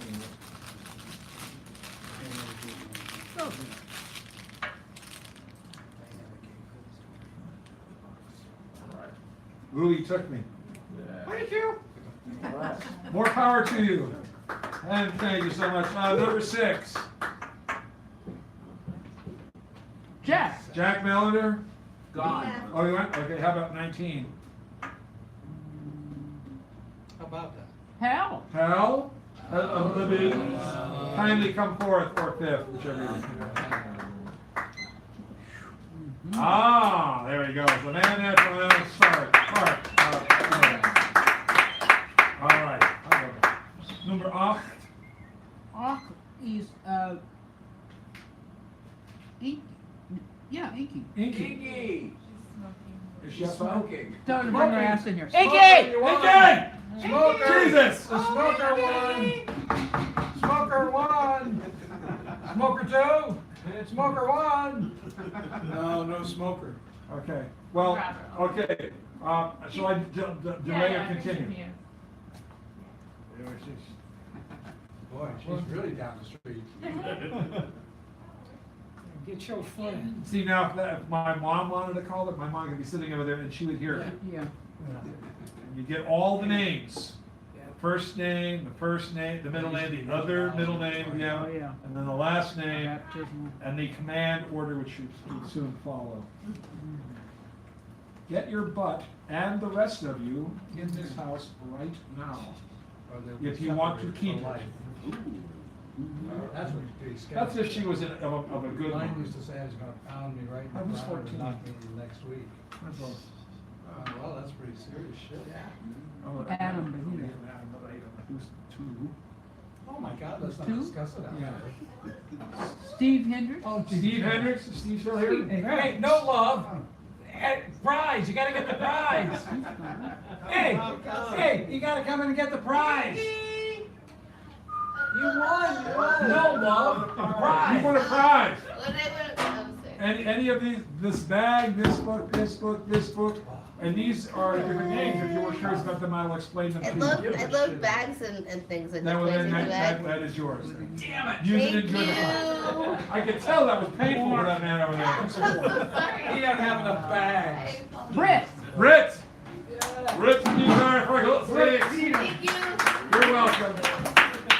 Thank you, actually. We got to thank you this morning. Oh, Britt takes the keynote. Thank you. We got to have a keynote. Oh, now I gotta. All right. Now to compete with you Who is too number now. 7? That's what people have to compete with. It used to be just me and. Jason Morris? Jason? Oh, yeah. Come on, big lad. Come on, big lad. Oh, boy. Either one of those. And this, if you can tell us what the theme is for next week. The last word, you start and end the second half. The mini feature, you have like 8 minutes in the second half. And the co-pilot, you sit here and act like I do. Or try to. But you don't have to think anything. You just take whatever you like. It's your choice. I don't know. Okay. There you go. That's a good thing. Let me entertain you. Thank you. You're welcome. 13. Tommy. Tommy. Oh, yeah, I do. You won, man. Come You on. won a damn prize. You coming up here? Jeez. You're a winner. You act like you don't even hear, understand. You've been here for 15,000 years. Well, yeah. Jesus Christ in a hamburger. I'm not checking. Look up, Pito. Oh, yeah. That's rude. You know, we live in 2018. I can't wear a t-shirt. You can keep us in the They give me game. $20 like You can do this. You can do anything. What costs it? 2 costs. Yeah, the problem is because of work, I'm not sure I can get here on time. Okay, then you can do this or that. $20. Choose the theme. Okay. So he's going to give us a theme in a minute. Who is 18? Damn. Oh, that's going to be yes. How about 20? Oh, is that funny? Yeah. Alan. Alan. Lansky's. He doesn't like to call him a Lansky though, so I don't call him a Lansky, except in public when he can't. Oh, how are you? I'll tell you, individuals. There are these 3 things over here.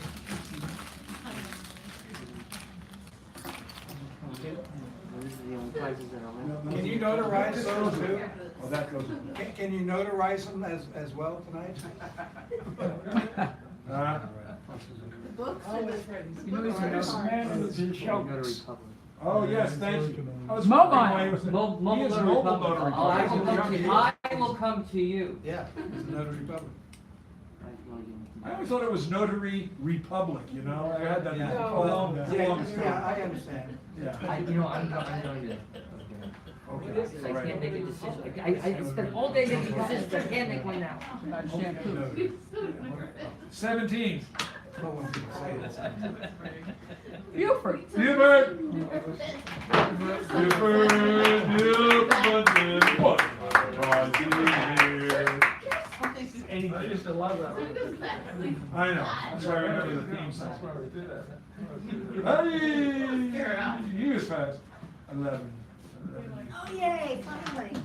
Oh, she knows her number. Internet.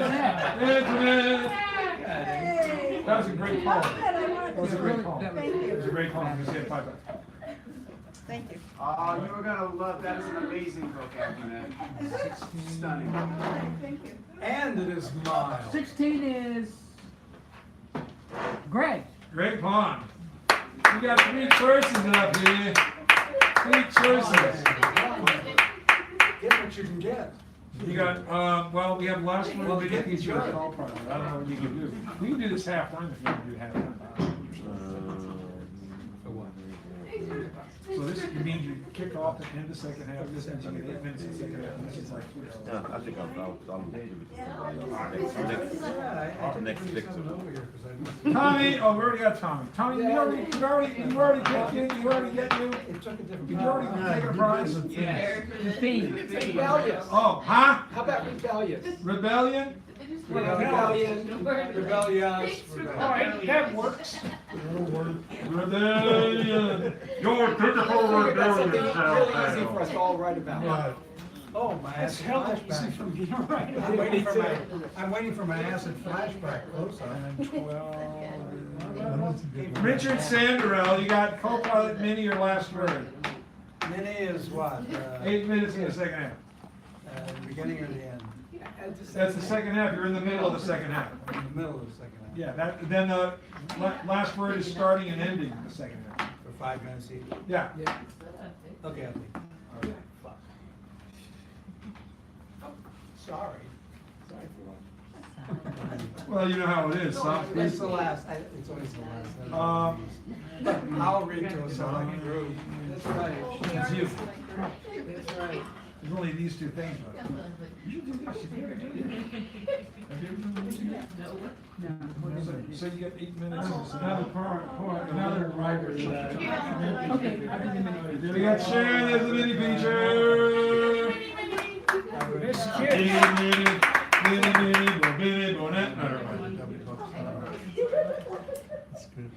Allen, this is the only prize that's left is being the co-pilot. I don't know if you're gonna, you come back and do what I'm doing with me and like being silly up here. Oh, pass.